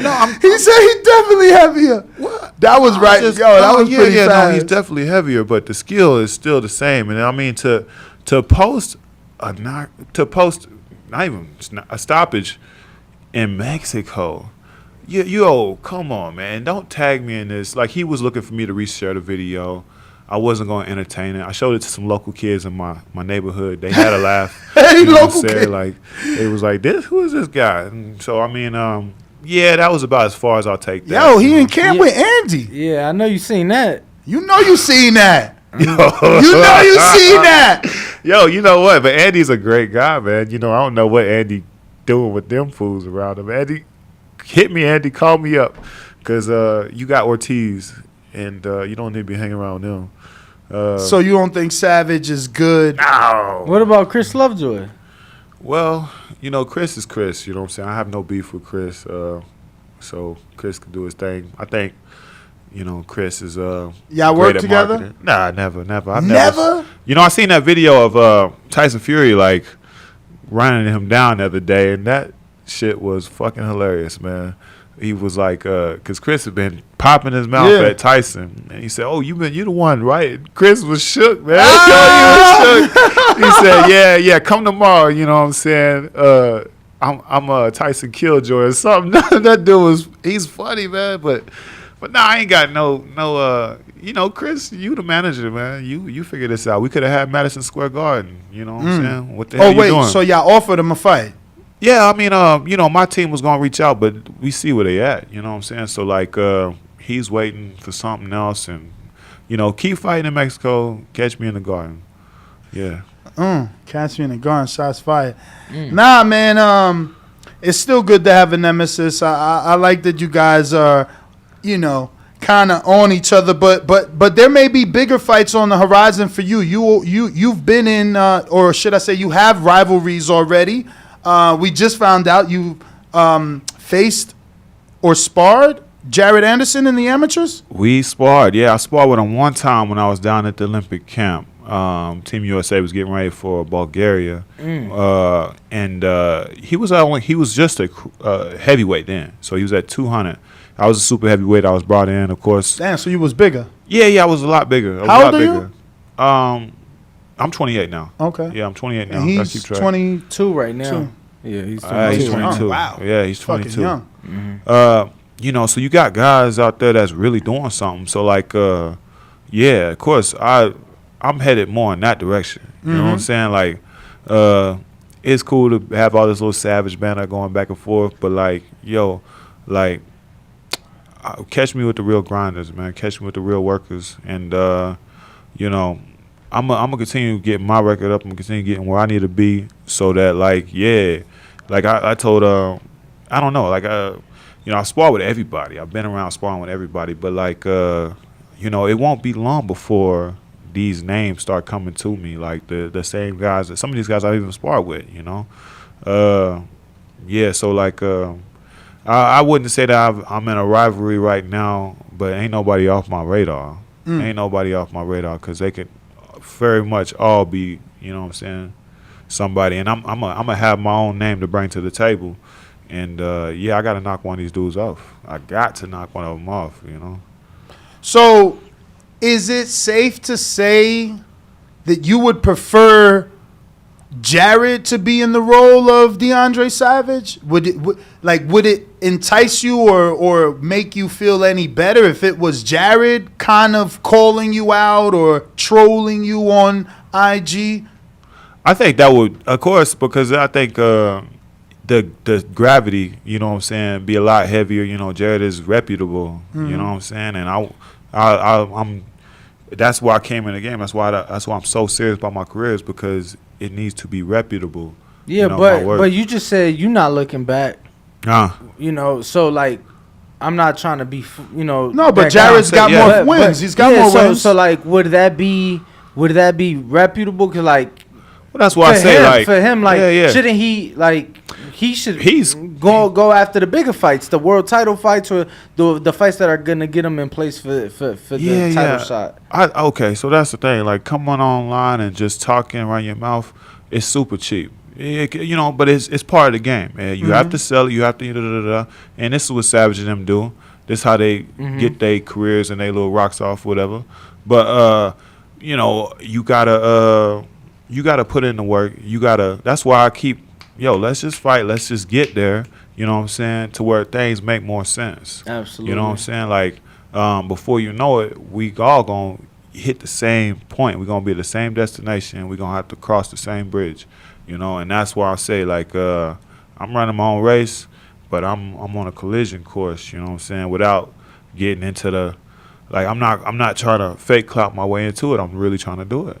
You know what I'm saying? The reason I ask is because like you're like Savage isn't there yet. It's not Tom. So if the roles were reversed and Jared was Savage, being the 11-0 fighter that he is, and you're 6-0, would you accept his challenge, or would it be like he's more advanced? I need that experience. I need to have 11 fights before I could get in there with him. I need to have however many sessions with Fury sparring before. You know what I mean? So like, is it different now that the roles will be reversed because he's more advanced than you? People may think he's more skilled than you, the way that you think you're more skilled than Savage. How's that work? Yeah, you know, it is what it is on paper, you know, but I don't get into paper, you know what I'm saying? I don't care about the paperwork.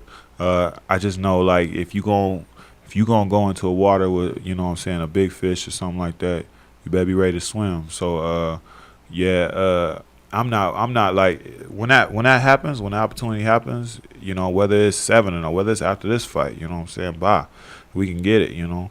I think it's just about being ready for the moment. I don't like all this waiting around and stuff like that. I told you I'm impatient. But I get it's part of the game because, like, you know, certain people got more to. Once you invest this stuff into a fight and the business side of this stuff, all that stuff gets complicated. So you just can't expect things to just happen, you know, and certain risks to be just taken for no reason. But yeah, of course, I would be at this stage of my career, I would be reaching up to get that opportunity, and I'm perfectly fine with that. You know, with it being what it is. In my mind, do I think that way about myself? No. You know, but like I say, switch to revert.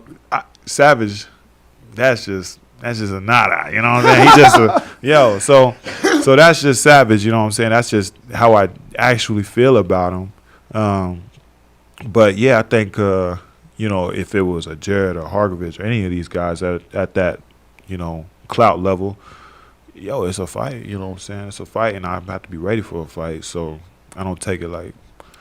Speaking of Hergovich, what's your thoughts on his fight with Jalal J, the Big Bang? They're going to be fighting on the August 20th Alexander Usyk AJ rematch.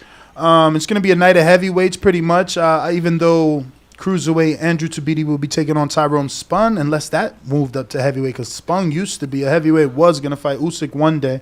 That's a heavyweight, yeah. Oh, it is? Yeah. Okay, Tabiti moving up? Tabiti been coming up, yeah. Tabiti, he coming up for this one, yeah. So we going to see what happens. I mean, he's been working. Listen, Spung ain't been in the ring since 2019. Yeah. I know him for so long. I lived in Florida. I went to Riggindale's camp when he fought Nonito. So I met Spung a long time ago with Pedro Diaz. He got the skills, but he just ain't never been in the ring. Not no like real ring with TVs, and you know he's been on those Netherlands cards and Mexico cards. Yeah, I was watching. He got knocked out beginning of this year, and in boxing. Nah. Yeah, that don't count. That's just a whole nother. Why do you think that don't count? Because Melissa Odessa lost in MMA. Clarissa Shields lost in MMA. If it counts, let's start leading with that. That Clarissa just lost. No. But it's fucking different that she lost a split decision. This man got knocked the fuck out. It's a totally different sport, man. Little gloves. They using legs and all type of weird shit. So you don't have to. So he wouldn't have to recover from that knockout to fight in a boxing fight. No, I hear you, man. I'm just saying different fight, but I hear you. Mm. It's unfortunate. I wanted his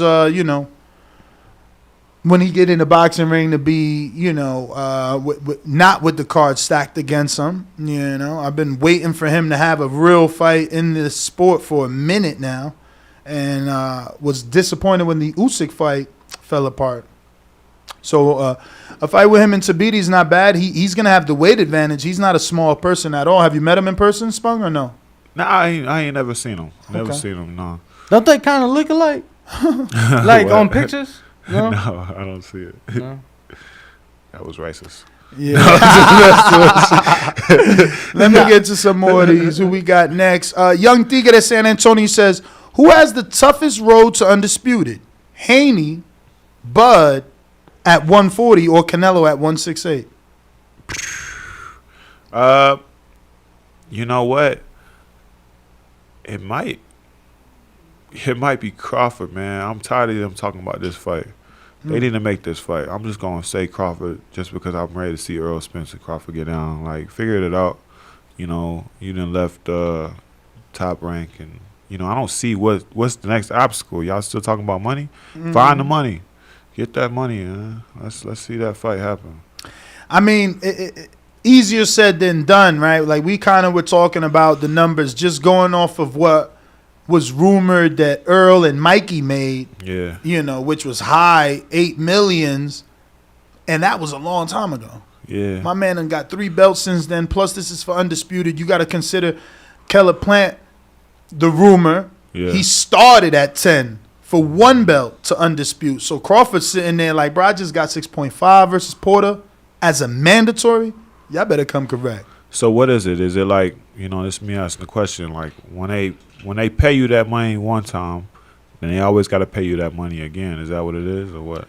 Some yeah, I mean, in your contract, yeah, like if you win a belt, your price, your purse goes up, and if you ain't lose, that purse don't go down. Of course. No, so you know. So they probably don't want to. But the thing is, he didn't lose, but he's also not with the promoter that can uphold that old contract. I think it kind of depends who you fight into, right? Because some events would be bigger than others that would generate more money. Absolutely.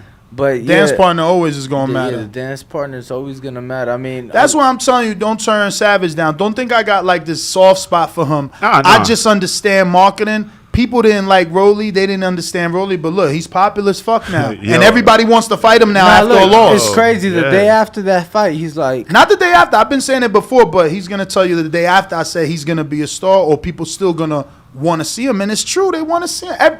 I want to see Rolly versus a bunch of people. What I was going to say was, I mean, the fact that he was like, even getting knocked out, he still won. Oh, yeah, absolutely. Hell yeah, he won. He 360'd everything for us. Right, he just posted his new Evo. He think he give a fuck about Chai? He just fully modded his car. He don't give a fuck about none of us.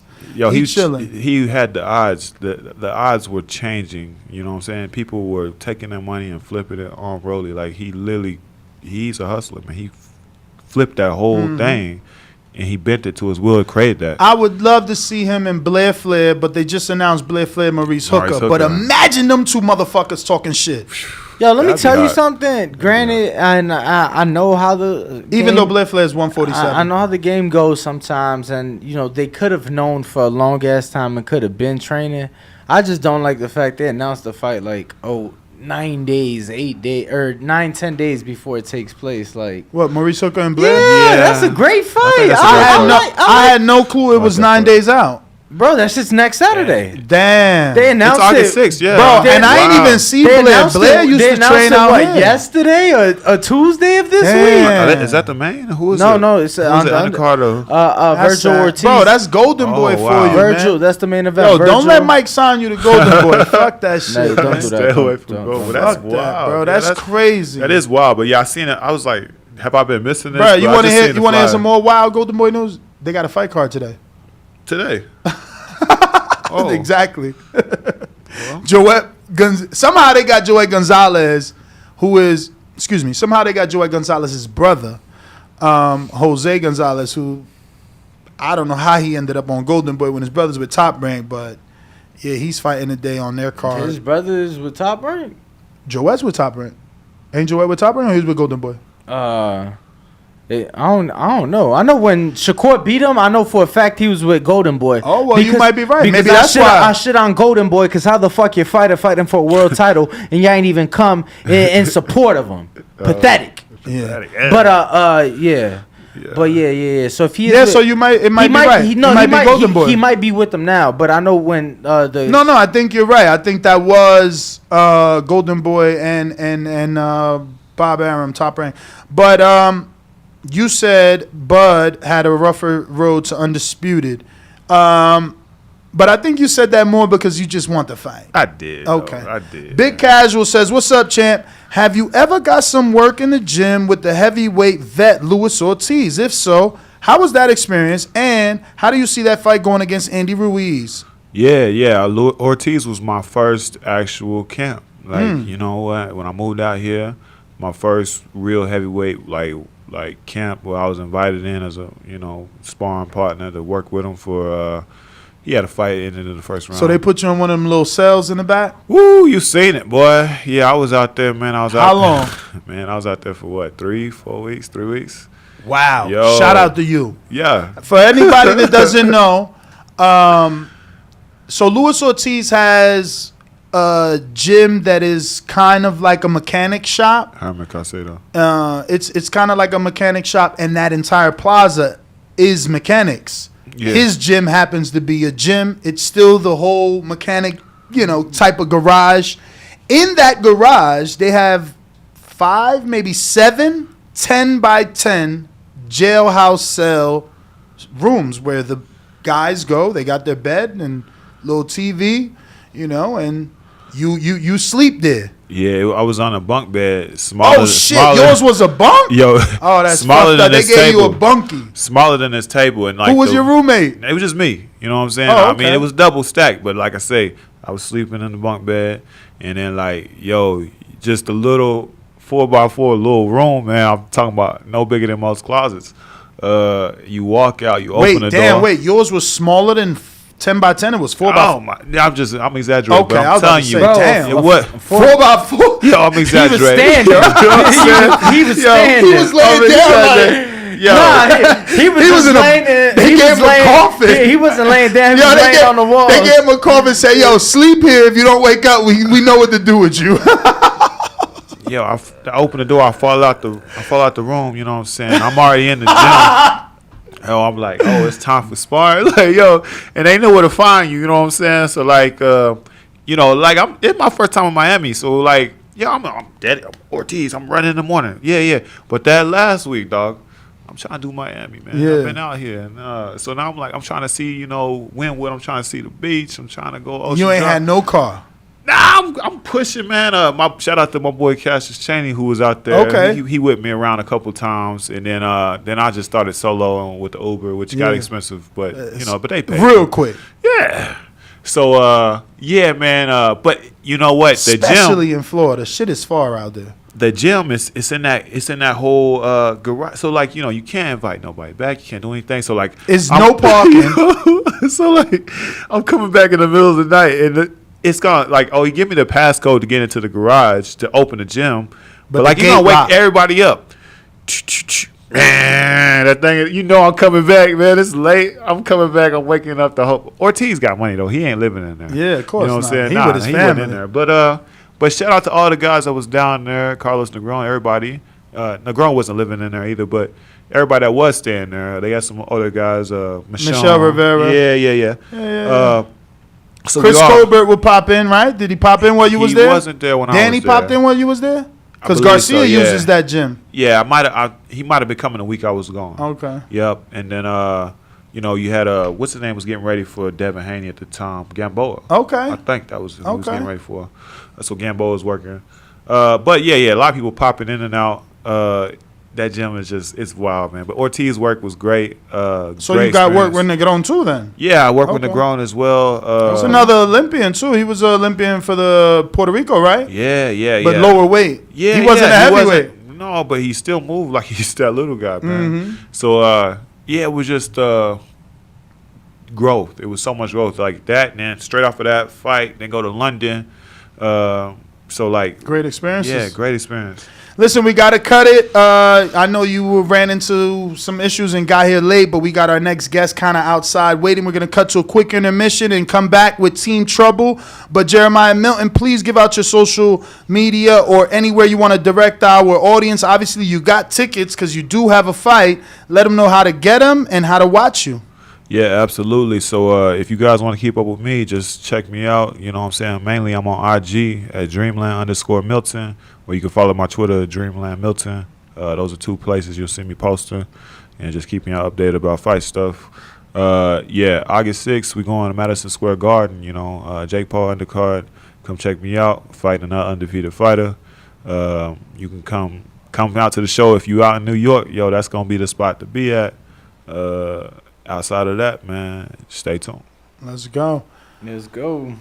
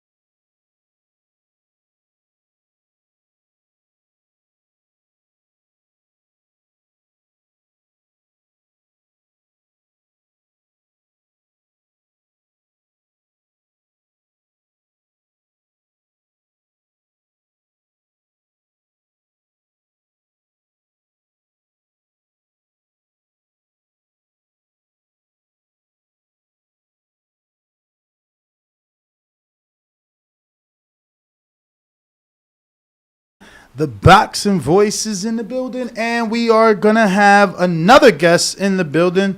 Team Trouble is in the green room, ready to rock and roll, and we'll be bringing them in just a second. Bo, I'm ready when you are. Or do you want to wait for Danny? If you want to drop any questions for our guests, head on over to Patreon, and you can do so. His name is Samuel Caste. I want to say it's Caste. Castellanos. Oh, so they're missing some letters on IG. I mean on Patreon. So Brandon, you have not done this correctly. But yeah, so you want to bring him in, Bo? Or you want to wait for Danny? Probably wait on Danny so that Danny can get around. No problem. Let me see if we got any super chats. If you guys are tuning in, don't forget to hit that thumbs up button. Hit the thumbs up button for our heavyweight guest. Hit the thumbs up button for our next guest, Samuel Castellano. Looks like we last stopped off at our Jonesy. We got Bob Saget that says, Ness, whole time Danny getting in shape to whoop your ass. Keep pushing back that sparring if you want. Yeah, man, I'm going to keep pushing it back, man. And then when he's ready, I'm going to just say I'm too old.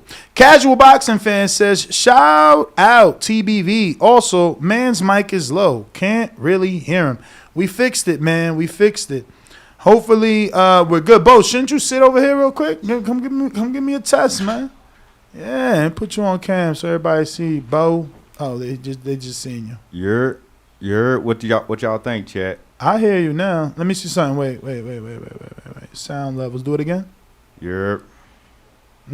So you did something because now it's all the way. I raised it up, raised some gain. Here we go. So yeah, man. Shout out to Ness, the audio specialist. Nah.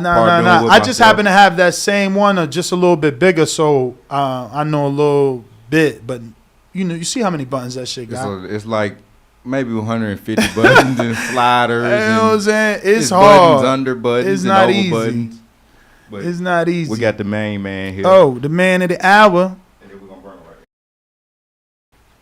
So we will be having our guests in now that Danny is back. He had to get himself an ice cold, refreshing, electrolyte-filled RX water. That obviously shout out to RX for keeping not only the Boxing Voice podcast refreshed with water, but it's guests and patrons that come to the building. All right, so it looks like we're gonna go ahead and get this interview on the road as our guests are getting themselves situated, and we can go ahead and start. So, how is everyone?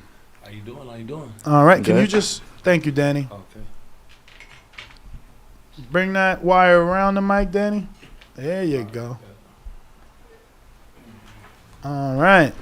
Let me hear a hello there. See How if you you sound. doing? Yeah, you're good. You're good. Good. Just make sure it's directly in front of your face when you guys are gonna talk. So Samuel, right? Yeah, Samuel Yo, Castellanos. I have an uncle named Samuel. Castellanos. And you guys you're Mexican? Yeah. Okay. So I found out from posting our pad work that you're also Andy Vince's trainer. Yeah. Okay. Yeah. So you're known out there in these boxing streets, man. The minute I posted it, like, oh wow, you're working with Andy Vince's trainer. Okay, yeah. So you're still with him? Yeah, he's still with us. Okay. Yeah. Okay. How is he doing? He's doing good. He hasn't really been active ever since we fought Jonah Corral, excuse me. Mm-hmm. And but he's training. One thing about Andy, he's always training. He's always in the gym, sacrificing. I think he's just more or less looking for an opportunity right now. So some of the other direct messages that I got, which are obviously DMs on social media, was like, yo, he's got a really good fighter. Yeah, I feel like he's special. Yeah. So are we talking about the guy that's in studio, or do you have another really special fighter that you haven't brought to the studio yet? It's That right should here be in me. front of us. It should be you? So what's your weight class, brother? Right now, I'm probably gonna be fighting like at 135. Okay, so no pro debut yet? Yeah, he fought his first pro debut in Mexico. All right. When I was At what weight? 15. I'll 135. Yeah. 35. Okay. All right. So tell us a little bit about you, man. What got you into boxing? Why boxing for you? Man, I just loved it. When I was 6, me and my grandpa used to watch it, like the old fights. And So that's your grandfather outside? His other grandfather. my mom's side. Okay. Yeah. You got a young grandfather. He looks young out there, man. He's 74, but What? Yeah. You could touch his toes. Do 40 push-ups. Oh, Nice. Yeah. Yeah, he looks young. You can tell. No wonder he could do all those, but he looks like he's out there working out. Okay, so your grandfather got you into the sport. Yeah, and then when I turned 7, we decided to sign up, and that was history. So when you say sign up, what, a local gym in your area? that's when he came to the yeah. gym. Oh, to your gym. Yeah. Okay, so you guys are not related. We're pretty. He's like my son, but he's my godson. Okay. So I've been with him since he was like 6. All right. Yeah. All right. So basically a year before you started. Yeah. Yeah. All right. Yeah. So what was the name of the gym he walked into? It's called Hollister Boxing. And that's located. It's in Hollister. All right. It's a small California. town. California. Sorry, yeah. So you Danny Garcia influenced there? I know you guys. Well, you were just in Philly. Yeah. I was just in Philly. I saw you. What, you sparred him? Nah, but you Nah, was just sparred- with Boots though, he right? sparred Boots. Yeah. You Yeah. sparred Boots. Yeah. 35 pounds. You I sparred. mean, no, but like Boots is like So- how he sparred with Shakur. Like Yeah, he worked with him. He worked with him. Yeah, he's Yeah. still trying though, but like maybe not trying to knock him out. you know? How was that It experience? was cool, man. It was. Did you good expect experience for that? me. Did you expect to spar him, or was that I like? asked him to spar. Oh, Yeah, look they were at surprised. you! There was Yeah. like nobody asked Boots. Yeah, he asked Yeah. him. They said no one So, axes Boots. so, but did you ask him and you went to Philly just to spar him, or were you already in Philly? Well, We was already in Philly. Okay. Yeah. What were you doing in Philly? Getting that work With who? with anybody. everybody. So y'all just traveled to to Philly. be honest, like we got lucky because sometimes you can go places and get okay work or good work. He got to spar with I could look them up, but 2 guys that won. One guy won the Junior Olympics at 19-year-old division, 147 pound.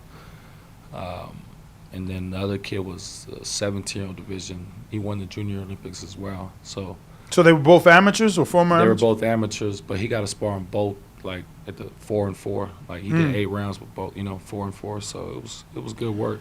But being from California, you guys just traveled to Philly and said, let's just Yeah, and then look he's- at different looks? And then he sparred with some pros. So and then he sparred the ultimate finale was Boots. So that was dope. What gyms did you guys set up out there? We went to a few. We went to Bosey's gym was pretty much the gym where we stayed at. Like, Okay. Yeah, that's Boots' gym. And you have a relationship with Bosey? Yeah, I actually plan on working with him, like having him help me with him, because you can't do it by yourself. Mm-hmm. And I always been one. So of does that mean relocation? Not really. Like maybe hold Just some training camps, camps? like maybe 2-3 weeks where we The go over important camps or starting Soon right as- now? No, as soon as he starts, because we got to figure out where we're gonna go as far as promotional company, and then once we do that, Have you been getting offers a little bit, from all the majors? it's kind of getting to that point. Yeah, I just talked to Top Rank yesterday. Nice. He sparred yesterday against. I think he was on this show. He was like 17-0. Abraham Martin, 17 and His 0. brother's his Oh, coach. Andres. There you Andres Yeah, Cortez. he sparred with him. Oh, How how'd many that rounds? go? Yeah, how many rounds? How'd that go? We did 4. It was good. Okay, only 4. Yeah. Well, Andres is about to have a fight. That's strange, only 4. Why? He pulled you out? No, it was just this is what we agreed upon. Okay. He's good work. Yeah. I didn't really like how they rushed us to get in the ring. As soon as we got there, they was like, we're ready. What was yesterday? Wednesday? I mean, would you get there after 10? Nah, we got there at 11, what time we were supposed to get there. And it's like, as soon as we got in, it was like, nothing towards them or anything, but it was like, yo, can he fucking put on But his who- shoes? Did somebody tell you get there 11? Because normally everybody gets there at 10. The guy that, Frank. Yeah, it Nah, was kind nah. of set up, though. for us Yeah, to go yeah, over yeah, there. yeah, yeah. He Now, had I the- mean, I think I don't know that everybody gets there at 10. Sparring starts at 10. Yeah, I mean, Okay. you But- want to get there early because people warming up. Yeah. And I was just told to get there at 11. Mhm. And he had the matchmaker come and check him out. Which one, Brad? Bruce Trampler. Oh, Bruce? Yeah. Yeah. And he said he was very impressed with what he saw with him. Nice. So you put on a show. Yeah, it was cool.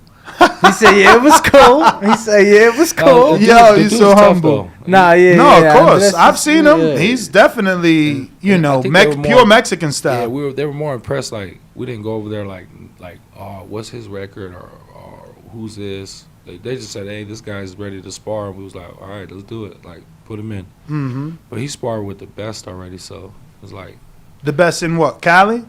best in the world. He sparred Devin Haney a few times. Yeah, How How long ago? he helped him.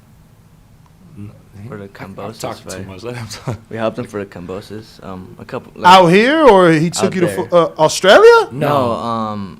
Oh, when Bay he was in the Bay. Bay, Yeah, Okay. I was gonna say because I definitely did not see you out here Yeah. for camp. We have a history with them though. They're good people. Like, Yeah. Bill's always helped me out. Really? It's ever since like he was small. I got clips of him sparring Devin when he was like 12. But, like, Nice. Devin obviously working with him, and it just kept getting better and better. Like they kept as he got older. Like I came out here when he was 16, and I was like, hey Bill, let me get that work. And he was like, all right. You know how Bill, like, he'll make you wait a little bit. So I was out here waiting and stuff. We sparred, like, we went to the pound for pound gym. This is like over a year ago. And finally he hit me up and was like, all right, be at the gym.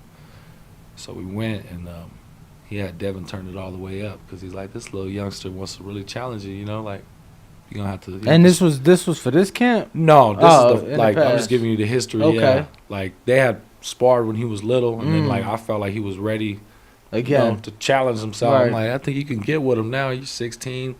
Let's try it. And it was tough, like, for him the first time. You know, everybody has those experiences. Did you make him bleed? Nah. Have you ever seen him bleed? Nope. But I'm trying to win a bet with Bill, man. Bill's like he don't bleed either. the Devon's never bled Same in with sparring. him. Same with him. Yeah. But yeah, like I That's was an saying, interesting stat, man. It was a good. It was. A That good means you don't experience. get hit. Yeah. So we sparred with him that time, and it was like it was tough. And then we sparred with him like 3 more times, and I'll just say it kept getting better and better, like more competitive. But like forever grateful for them to help us out. Yeah. And when you say, They were know, trying you've to- always, worked with Bill in the sense that he's helped you out, has it always been from a coaching perspective or? Just sharing the work and being like, I'm real like thankful just for letting him spar, because to me that's good for him, you know. Because they go at it now. Now it's like he does good with him. They have the same style though, and we've always studied him. So when You got a Devin Haney style? Yeah, I feel like he has similar. Not like we're ourselves, but he's So you're a special. boxer. Yeah, I'm a boxer. Well, really depends who I'm fighting. Like, if I need to rush somebody, I'll rush them. Like, if I need to box, I'll box. If I need to move around. So it depends who I'm fighting. I didn't expect that. I automatically judged the book by its cover and was expecting Nah, he don't fight. especially saying that you sparred Andres Cortez. I'm expecting y'all had a war. So It he was was a war. He fought inside with him. Oh, okay. I was telling him keep him from the outside, but like I said, dude gave him good work. Nice. It was good work. Okay, so who are some of the people that you watched growing up with your grandfather? Obviously he's the one that influenced you. Were there particular fighters he made you watch? Honestly, I don't remember. Oh, you don't remember? Yeah, but it was a long time ago. It was a lot of fights. Any guys that you like to watch since you've picked up the sport? Any guys that you like to look I at? like Bud. Okay. Bud Crawford, Spence, of course Devin, Boots, Shakur. I could keep on naming them all, but like those are the main guys. Have you sparred Shakur? No, I would I would like to. though, but he good too. Yeah, no, definitely. Anytime you're in Houston. Yeah, we was just in Houston with Shakur, man. He is good. He's usually out, well, not usually, but he's held camp here, or at least the last fight was here. He sparred a lot of guys like for top rank, like at a young age, like that are fighting for him now, like Carlos Baldarius, Okay. Charlie Sheehy. He sparred a lot. Adam Bluenose. He sparred Adam Bluenose when he was like 15. Mm. I pretty much, and he sparred Ruben Villa. He fought for a world title. He's been sparring him since he was young. So the experience is there. So what direction are you guys leaning? Staying in Cali, relocating to a different state? We plan on staying in Cali, but maybe, like I said, holding camps. Like, we got to get out. We can't be where we're at getting ready for a fight because we're from a small town. Mm-hmm. So there's no work out there. So I feel like I'd be sparring with them too much out there. I just like, there's nothing out there. Man, so you're truly a boxer. Everybody you named are slick fighters too. I mean, Crawford obviously will be considered slick because he can switch from southpaw to orthodox. Yeah. Devin with the jab, Shakur. Errol, amazing body work. Is that what you study from Errol, the body attack, or just overall? Because you can't forget his 1,000 jabs he threw, right? Yeah. Yeah, we learn from everybody. Like anybody, we learn from anybody. I bring some of his body shots, like his body work, into my work. But besides that, we learn by everybody. Cool. I'm curious because it is a small town. Did you get into, I don't want to say like trouble growing up, but did you get like into any fights where people would try to fuck with you or anything like that? Not really. They just called me trouble because whoever gets in the ring with me, they're in trouble. No. I was just curious. Because I've seen it to where fighters coming from small towns. It was getting to that point. Like, my mom has a picture of me, like, I don't know, like dressing like I was like a gangster when I was a little kid. He was little, yeah. Mm. But to be honest, I've been with him since he was little and taking him to school, picking him up, everything. He never like got in no trouble, no fights at school. It's just like boxing kind of tamed him down, but he was wild for sure. Champ, you cut the hair? Nah, I'm still right here, yo. Oh, okay. Yeah. I wanted to ask you about that. Let me tell you, I wanted to ask you about that. I got suspended for 2 weeks for cutting somebody's in school. Oh my God. Yeah, it was this dude Shaquille. That's a fight. Yeah, bro. That is a fight. Yeah, bro. He just would run his mouth so much, but he was into things I wasn't into. Right. So I felt that if I were to fight him, they'd fuck with me because I wasn't into the things he was into. So they're gonna be like, oh, he was discriminating and he was this or that. So I'm like, fuck it, I'm gonna just cut his shit because, I didn't give a fuck. I ain't gonna say that. I just ain't give a fuck. But I was like, what you gonna do if they cut your tail? I was like in 8th grade. It's a rap. He said it's a wrap. Wait, let me see. Is it a whole ponytail or just Bro, a that shit rat long tail? as hell. No, but take off your hat. Do you have a whole? Nah, it's from right here. Oh, so it's just the back. Okay, Yeah. so it's kind of like the Earl shag braided up. Kind of something like that. Yeah, Yeah, kind of something like that. Yeah. Damn, that shit long though. It's been Yeah. years. Yeah, since I started boxing. Oh wow. Oh, since you were a little kid then. Yeah. Holy on. So what? Wait, what do you got up top? Then is it a mohawk?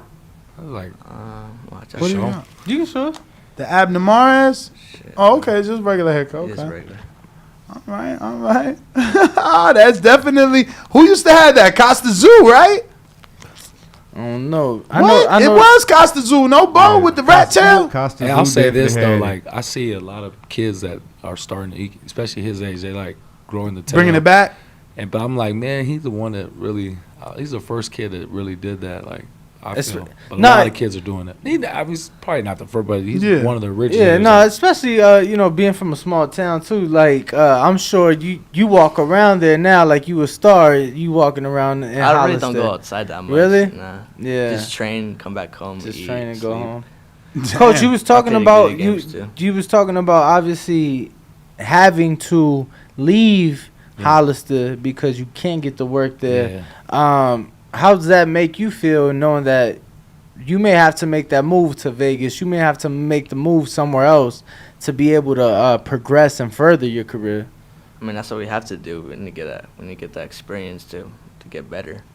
Yeah, no, I'm asking. Some people, look, man, Yeah, some people don't want to leave straight home. up, and they'll tell you that. And I'm talking about elite fighters. They're not champions, but I'm like, yo, you gotta they're like, nah, I'll just come for camp, and I'm like, oh my goodness. Yeah, I think with us is like we always, like I was just talking to somebody, I was talking to the matchmaker about that. Like we always pulled up at other people's gyms. So like since he was little, I mean, I don't want to name the names and all that, but there were some really good kids coming up when he was young, and they were like hot shots, you know, and we would pull up all the time. Yo, they called you Leo Santazu because you do look like Leo a little bit. Then you got the Costa Zoo. I'm better. Yeah, he said he better. But yeah, we always pulled up. You know, we always went to their gym and showed up, and so that I feel like that made him a little different because we never had nobody pull up at our gym and be like, hey, we heard you was good. And we would go, and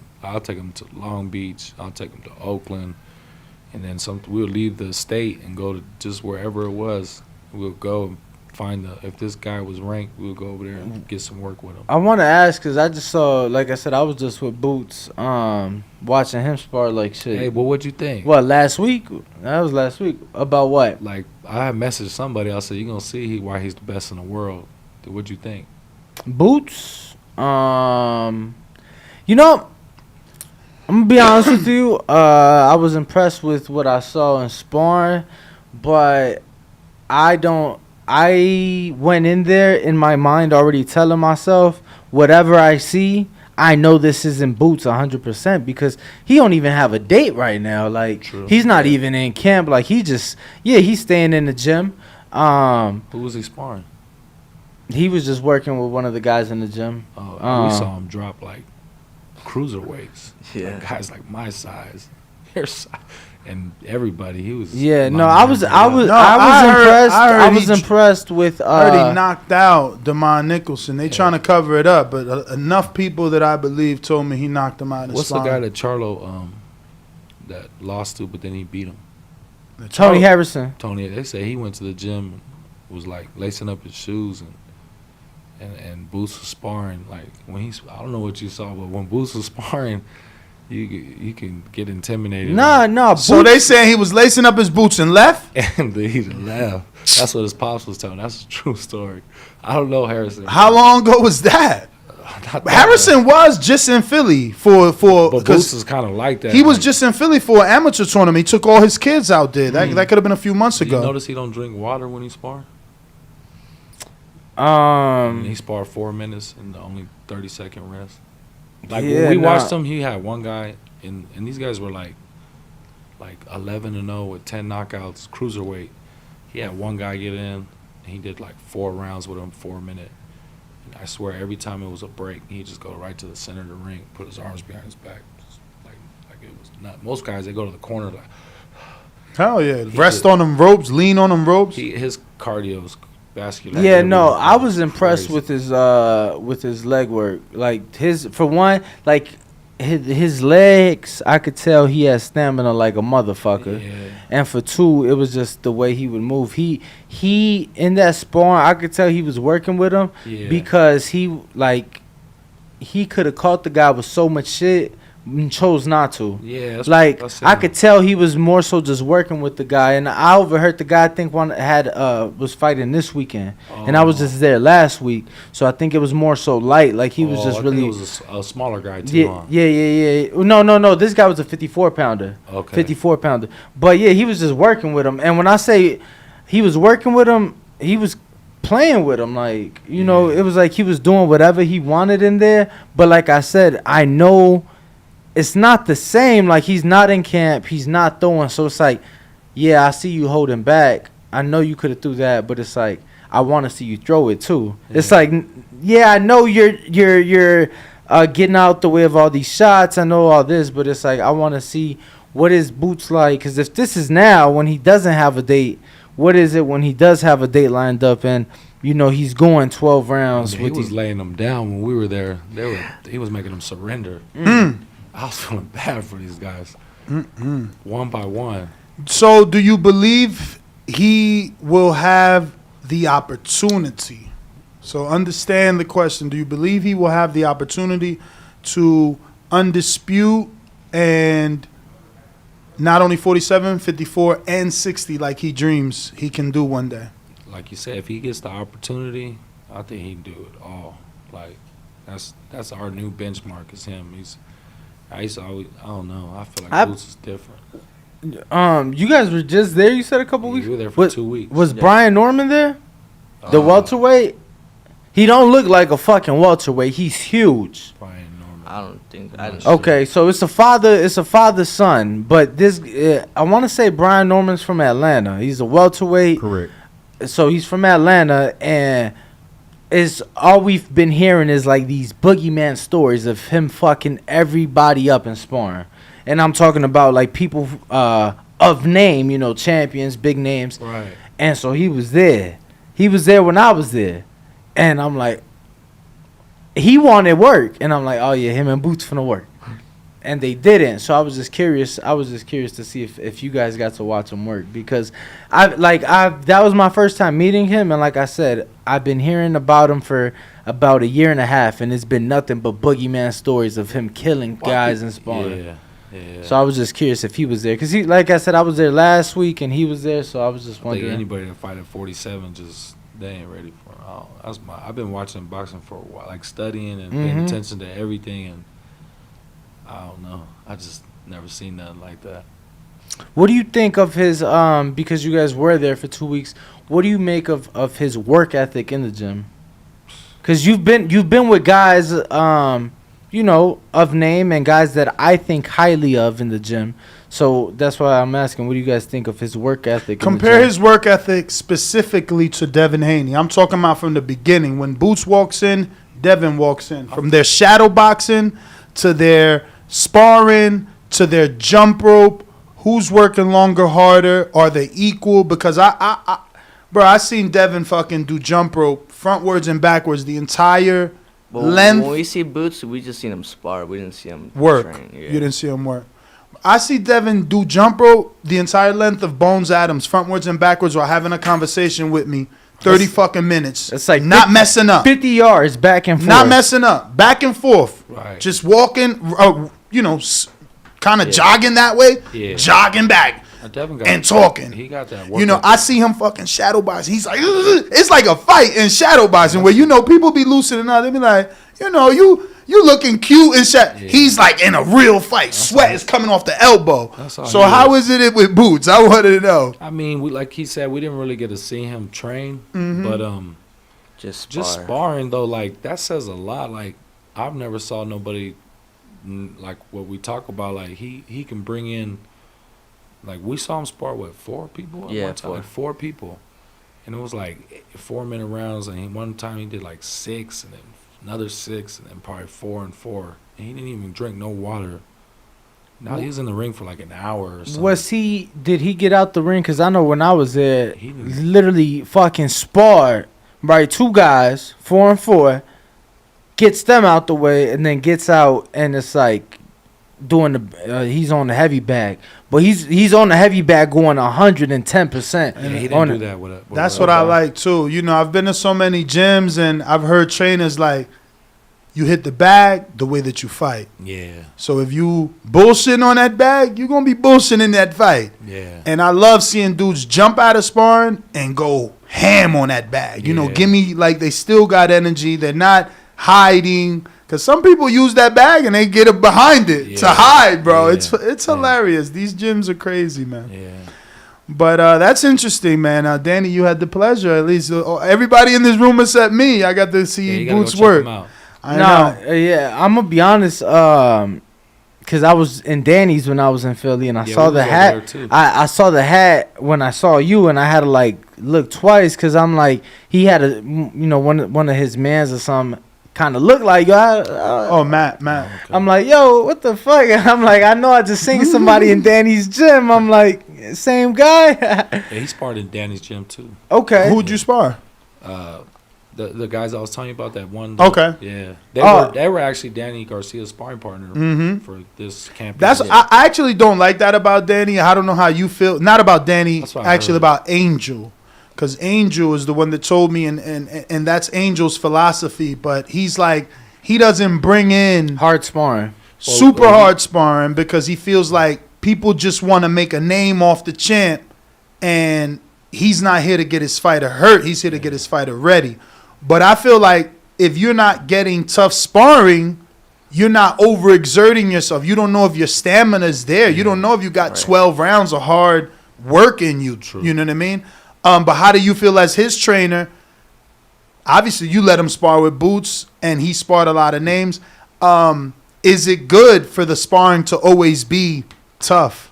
It's good, but like I feel like certain people don't make it always tough. Like you said, certain styles are different. So, like yesterday, the other guy made it tough. Like he didn't want to box. He just wanted to Bang and try to, prove a point. Plus, he probably saw the matchmakers. And he's a hungry fighter trying to come Was up. his brother on the? I know his brother had to be talking shit. His brother had came up to me like we had just got in the gym, and he's like, "Hey yo, come on, hurry up, we're ready." And I'm like, "Yo, we just got my here." mom was talking shit right back. What'd your mom say? She don't play that. She's in Spanish He's like, time. no anden jugando conmigo. Nah, she gangster. She tell him straight up. Oh, so it's hijo de tu puta madre, vas a ver, cabrón.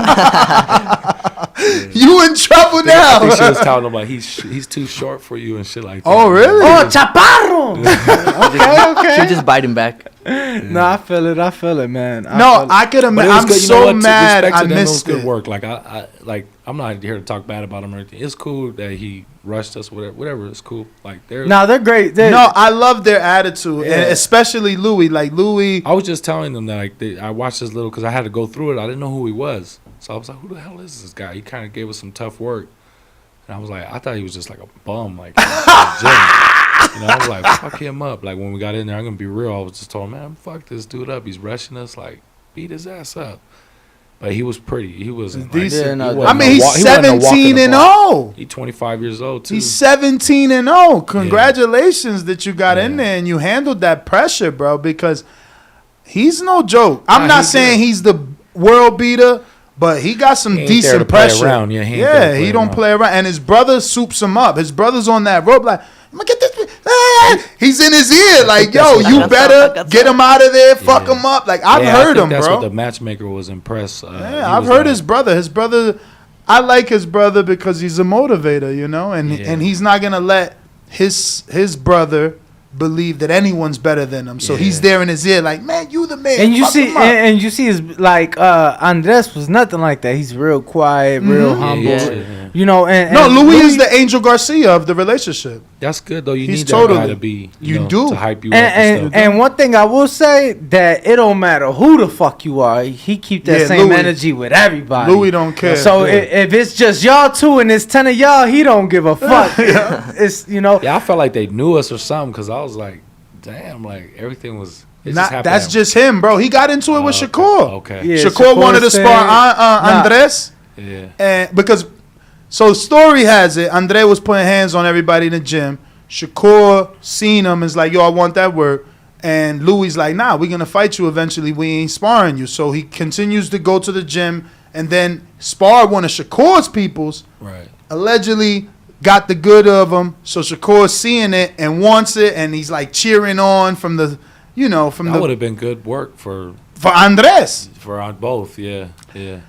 So we've had these conversations about sparring and, taking opportunities like that because they're more valuable than finances.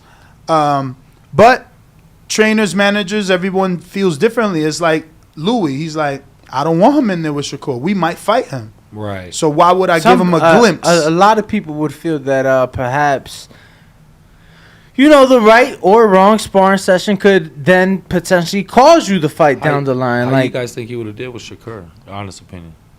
Shakur is a special talent. I would have loved to see so that I can see where Andres is at because I believe that Shakur is up there. Yeah. You got to get there. I got to see. I know he's there. He negates you. People like Valdez who throws punches, they don't throw. We just had Christopher Pitufo was here yesterday. In that same seat yesterday. Who lost to him, and he's like, bro, that guy's going to win at 30, at 35. Where he wants to stop, he'll stop. The way people talk about Boots is the way they talk about Shakur. Oh, got you. Yeah, for sure. Shakur's a special fighter. Mm-hmm. Yeah, and that's why, like, when you were asking about, or when we were asking about the gyms, like, you know, Shakur is up there. When we talk about those fighters that stand out in the gyms, like he's one of the fighters that to me stands out in the gyms, you know. Especially stamina. Yeah. Stamina, like I you know, I feel like they just have fun in there though. That's No, what it is. and that's 1,000,000%, also what it is, 1,000,000%. because you got to be comfortable. Yeah.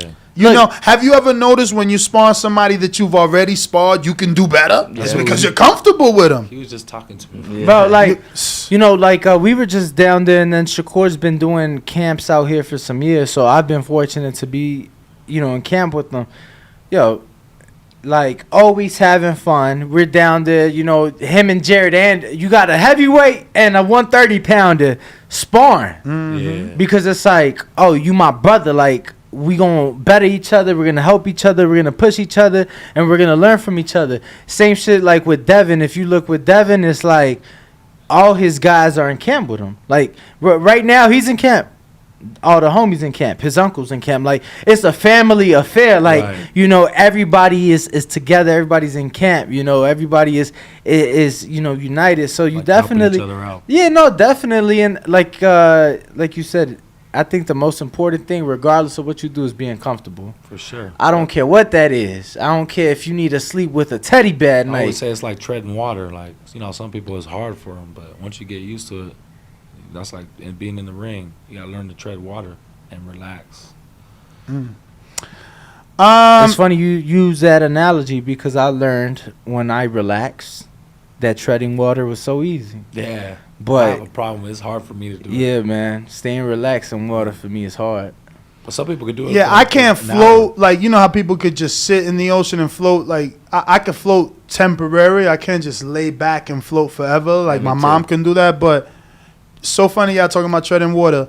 When I was young, I wanted to be a lifeguard. That was the hardest part of the test, the treading water. It was the hardest part. It's Yeah, hard. I forget how many minutes they make you do it. But damn, Yeah, it's tough. it's not easy. It really So is I not. never did the lifeguard test, so I'm not sure like what comes with that. But I took a lifeguard class because I was in the military, so I thought I wanted to be fucking Rambo and shit and big and badass. So I had to do the swimming portion, and I did the lifeguard class, and I'm like, yeah, fuck this. This ain't for me. I'll stick to above ground. Yeah. You know, I'll stay out the water because this ain't for me. This ain't for me. But gentlemen, so anything in the works as far as a date or anything like that, or anything you guys are eyeing? Like right now we're working out. Like we worked out with Top Rank, and then I guess we're gonna like talk to Matt. We're gonna talk to a few people and like. Okay. But besides that, we're just training. Okay. We're just, like getting work by anybody.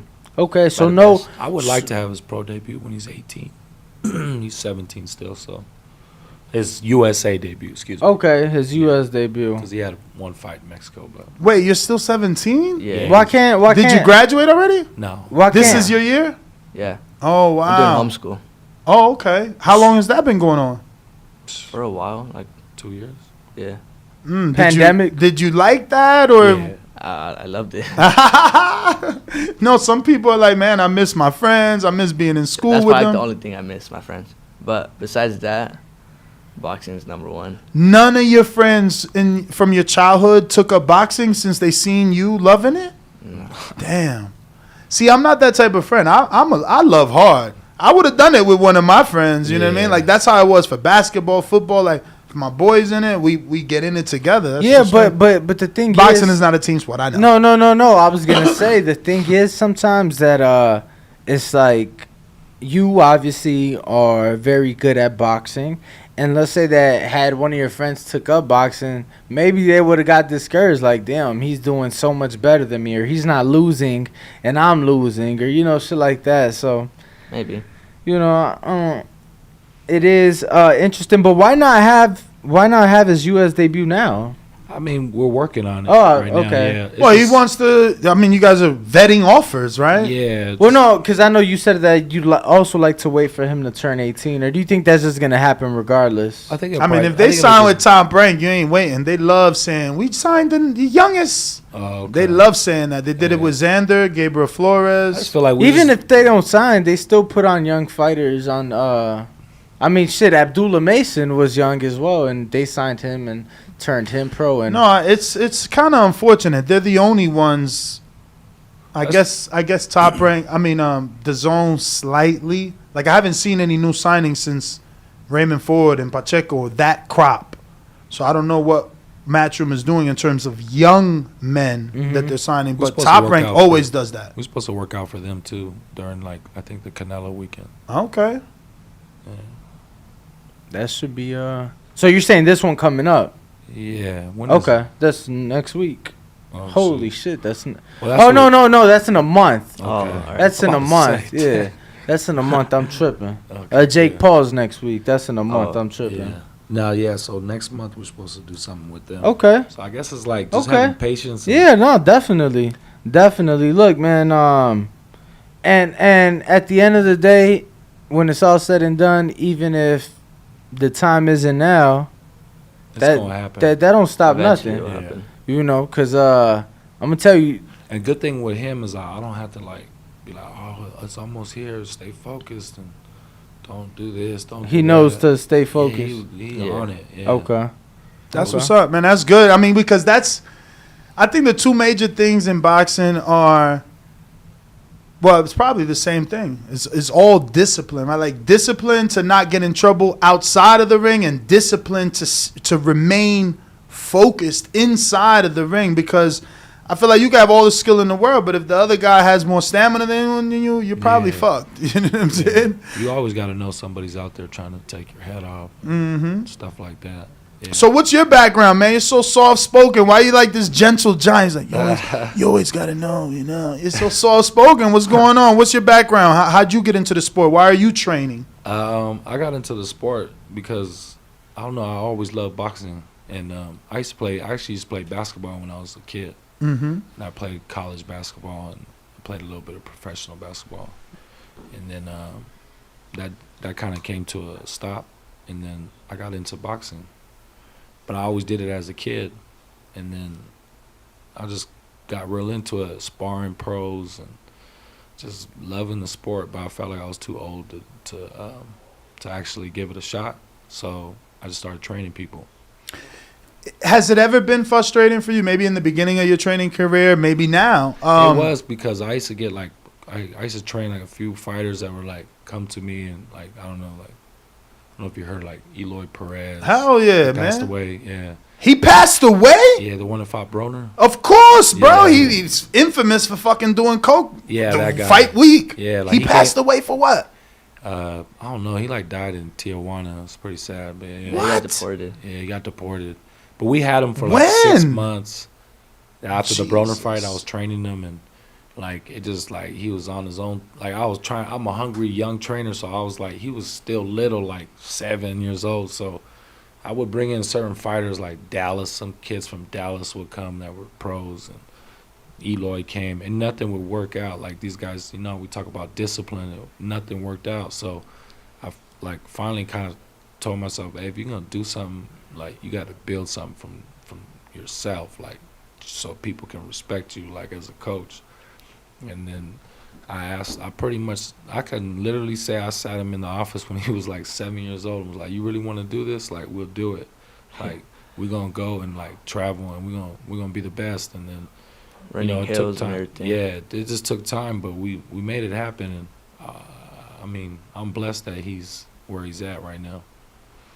Absolutely. Well, you did good with Andy Vences. It's unfortunate his situation because he's got competitive losses. They're not he's Yeah. ever been wiped out. Nah. Top Rank is funny. It's look, they cut Vences, they cut Rodriguez, but they keep Flores. They keep fucking Beltran. Got Yeah. unlimited shots with Top Rank. Yeah. So hopefully it's Andy gets his chance. I will say that I felt like he looked the best his last fight with me, not to brag or anything, but he fought Jonah Corral on a Triller. I felt he won, and he didn't get hit at all. He came out no normal. scratches or normal. He did good defense, good offense. I have some highlights and stuff of it, and he did really well. He lost probably one round. They didn't give it to him though. I don't know what the fuck. Even Donald Trump said he won because he was commentating, and but hopefully he get his shot. It's a shame though. He only has 3 losses. Why doesn't he do? Why you don't take him to Mexico? Andy. Yeah, He's kind of stubborn. He don't want to do that. Not stubborn, but like because he fought at like a high level. Tyson Fury's undercards and stuff. I get So it, I but think- you got to get in that win column. Yeah. It's easier for promoters and television networks to deal with someone coming off a win versus a loss, Yeah, regardless of how you feel about that loss. Yeah, true. He needs momentum and stuff. Hell yeah. Yeah, I agree with you. Hopefully. And that fight was a while ago. Yeah, it was. He need to get shake So that rust. wait, you mean to tell me? So Eloy Perez got deported, and he didn't even speak Spanish. No. Didn't even know people in Mexico. Like what the fuck? It's because he was born out there. Yeah. No, I looked into it because I couldn't believe so I looked into it. Had a couple DUIs. I get it. Oh my God, they deported him for DUIs. For DUIs. Motherfucker.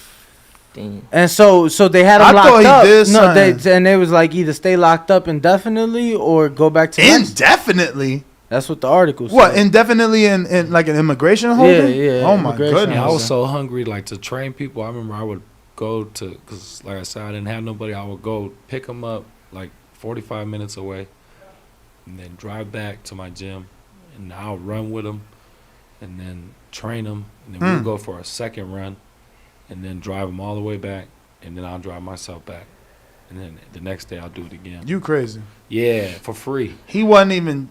And he wasn't even on. He wasn't even a chance. I was hungry, man. I still am hungry, but it's like fighters now. I'm glad you found somewhere to put that energy, man. Yeah, there you go. Now I'm not like that though. These guys think I'm mean now. Now like I really won't. I'm kind of picky who I pick up now. Yeah. Kind of changed. Well, listen. I gotta let me see. Make sure we don't have any more before we wrap up. We have a 9:30. Let's see. We got a bunch. Victor Banuelos. If a millionaire walked up to you and gave you 100,000, told you to bet on Spence versus Crawford, who would you put that money on? One straight bet. You got to keep the winnings, and you only have to pay the 100,000 if you win. Wow. I know who he's gonna pick. Crawford. But yeah. I know it. I know it. I heard you. Even though you said you watch Crawford and Errol, people seem to think Crawford has more tools in the tool belt. Yeah, but like they're both really good. I just feel like maybe Crawford's a little more disciplined, or unless he know how to hide good, because A little more discipline in the gym. No, like in life. In life, like we all know Spence For sure. But as a trainer, let me ask you, because I've this conversation comes up regularly. A former fighter that drank for whatever period of his time in the career, once they stop, does that have residual effects? Because they stopped, or does it still show itself up in the fight? Just like anything else is gonna be on case by case basis. You know what I'm saying? Your body ain't gonna accept the same amount of alcohol that the next individual may be putting into their body, and the damages may not be as bad on that individual as it is on you. So, but do you believe there is a long lasting effect even after? I don't know about the long lasting effect, but I feel like that, like if Crawford's been disciplined this whole time and just no alcohol, obviously no drugs and stuff.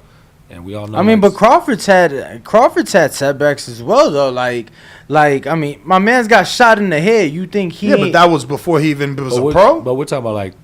No, I'm pretty sure he was pro then. Like substance abuse, like you know what I mean. I think that comes with a play. Like yeah, but I mean, regardless, it's that still is crazy though. It's still it's still a matter of you are or your body being put through trauma and you having to overcome that. Like, somebody who suffers from substance abuse, you're putting your body through trauma. Once you stop, obviously you have to get back to the best version you can, but I don't know for how long that effect takes place. Exactly. That's the question that I'm asking. Like, and I don't even know that a doctor, somebody could find you an answer. Exactly. Because like I said, it's gonna be so case to case dependent. Like, you drink a beer right now, he drinks a beer. But that's what and many are basing their decisions off. They're like, well, this one drank, this one didn't. So even though this one quit, See, and that's the little crazy. tiny things add up. But see, like, that's what the a thing, magnitude of fight like and that. it's crazy because that's only what we know. People were out here thinking Canelo was the most disciplined fighter in the world, thinking he didn't drink. My man's out here with the microphone, Maria, Maria, te quiero, Maria. It's My party. man's, Hey, my but look what man's happened. bent. Look My what man's happened. was bent, and he lost. and he lost. You know what I'm yeah. saying? But that's what I'm saying. I've seen fighters drink and get high and can't. And beat the dog shit out of a fighter Eventually it'll catch that up, was though. supposed to be a 50-50 fight. Yeah, eventually it'll catch up. You know? So it's just it's tough, man. It's tough. All right, well, let me get this last one. I got Big Casual says, "What up, Coach? Which one of these fights would you go to if you were offered free tickets? Tyson Fury versus Usyk for undisputed, or Wilder versus AJ for no title?" Tyson Fury. That's crazy because I think I would have went to the AJ Wilder. I don't want to see Wilder fight like that. What, versus AJ? Nah. Wow. Damn, you think why? he's done? I feel like AJ's saw. I don't know. You think Wilder's done? Or why? I'm not a fan of Wilder like that. Mm. I don't. Like a street fighter. Yeah, Okay. he ain't got no skills like that. No, Coach. Hold on. You talking about Deontay Wilder, right? Deontay the Bronze. Look, Coach. I'm gonna put it. I hate and- when and- people say he don't got skills because, like, He don't. why no one else could set up a right hand like him then? Was he been? I don't know. I just feel like he ain't got no skills. I mean, since he's been gone, have we even seen one punch knockouts? No. I mean, it doesn't exist. We were just talking about it the other day. Like, as a boxer, we're not gonna notice it right now. But give it 10 years. He's a good fighter. Give I'm it not 10 like years. saying We're gonna be he's- like, damn. This is gonna be the boxing public. I guess Tank is Damn. there, though. Tank But is there. When does he produce a one punch knockout? What the fuck? Did you Leo- see the Rolly? Rolly? Oh, okay. Leo? But Them- that's one punch. Yeah, but I'm saying, like, literally, he set those. He be setting shit up. Wilder would come, and it's literally one punch, and it ain't no. Okay, cool. I'm gonna let you get these off slip and then counter to no. It's he coming. He could be down. No, I'm with you. He Like, did his thing though. I'm not Yeah. like trying to say he's Yeah, nah. garbage or anything. I mean, you got to be special to perform and knock people out the way he did. But when it came down to like just having to dig deep and pull some skills out your toolbox, I feel like nothing was in the toolbox. Oh, man. I think we just using the wrong words because dig Yeah. deep. The definition of fighting Like- a dude 3 times, getting yourself off the floor as many times Like that is digging deep. the that's heart, what I'm saying, like but he- literally digging deep. I think they should show like Wilder in that But third sometimes fight. digging deep is using that- your brain. in that and using third your fight. Yes, that is true. You know, and he just relied. I on think the that last power. fight he did so much in that first and a half round. Like everything that he learned, he went out there and he did. It was like, oh shit, head movement. Oh, jab to the stomach. Oh, and he did everything, and then it was over because he Yeah. did everything in that one round. I don't know. Could be wrong. He did his thing though. I'm not like here to talk shit about Wilder. He Yeah. did his thing. No. He got a We big upper understand. body, but his legs are little twigs. That is true. Y'all talking about But that's Wilder while I was genetically. gone? Yeah. Hey man, don't wait till I walk out the room to talk about my Bama boy, man. That's genetically though, man, Hey, they because got the statue too, huh? I seen that. he could lift some real weight. It's just genetics. Some people don't have that muscle. Nah. You can control like genetically. I'm sure it may be easier for him to reach that physique, but 1,000,000% you can. He could have Changed his legs. What you guys think about him? like, 100,000. saying he Like probably- I know guys. You know how like Wilder flexes, or we just saw Benavidez Yeah. Jr. flexing, and you see. I know guys whose legs like that. You get what I'm saying? And that came in the gym. Yeah, I mean, a lot of you're not gonna be a boxer and changing your leg. You got to take creatine. You got to take certain supplements that boxers can't use because y'all got to lose weight. Yeah. You got to retain. In order to gain muscle, you got to retain weight. It's just the opposite. Yeah, I'm not talking about the muscles, or I'm just saying like guys putting the work in, you get the results out of putting the work in. No, for sure. If you're gonna do bodybuilding, you're No. gonna be able to change your legs. No, but if that's you're not- gonna that's be not- a boxer, you can't bulk up your legs and I'm be not a saying boxer. I'm not saying bulk up. See, and maybe again the words. I'm just Okay. saying putting the work in. Simply, you put the work in to get those to get those legs. If you put those lower body exercises in, he would have had those results. He would have had those results. And that's where we're disagreeing at. I've seen him enough in camp.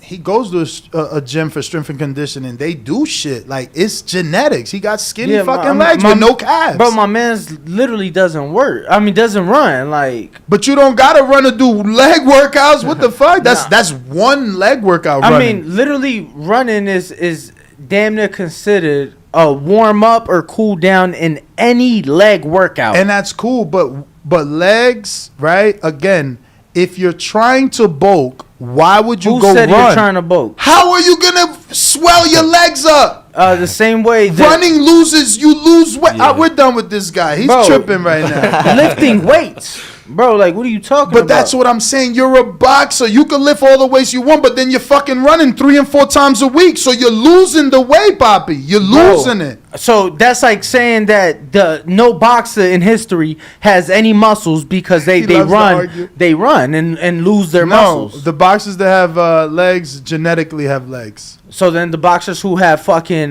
biceps and six packs genetically have that shit too. Also, why you think Andy ain't got no six pack? Because it's not in his genetics. Because the motherfucker chose to It's blow not it on fat asses and Okay, partying.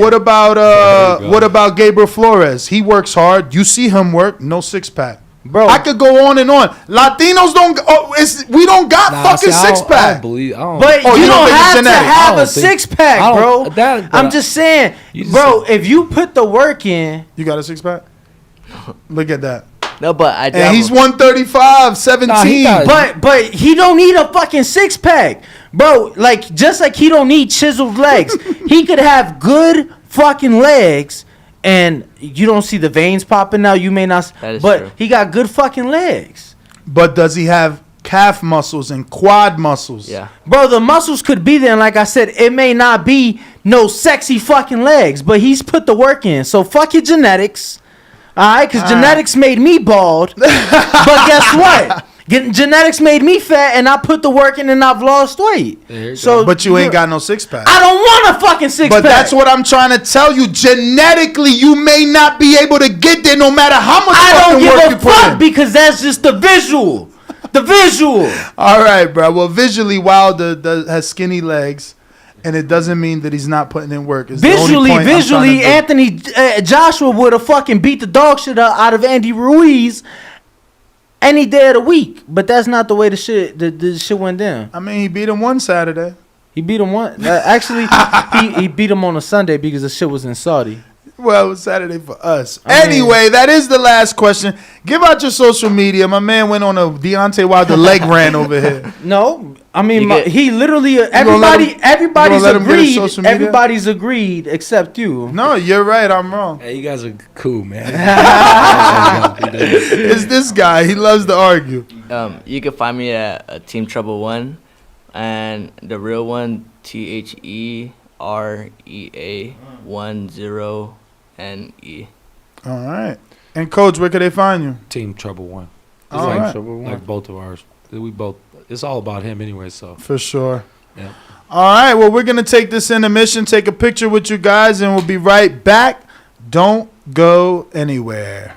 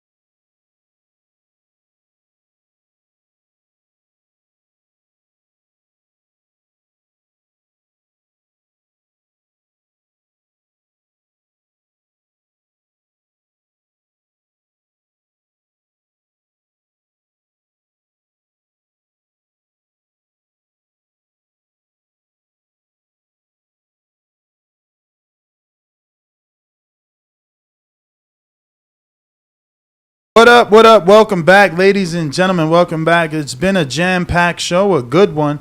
We do have a 9:30 meeting, so this is going to be a hard stop because it is a.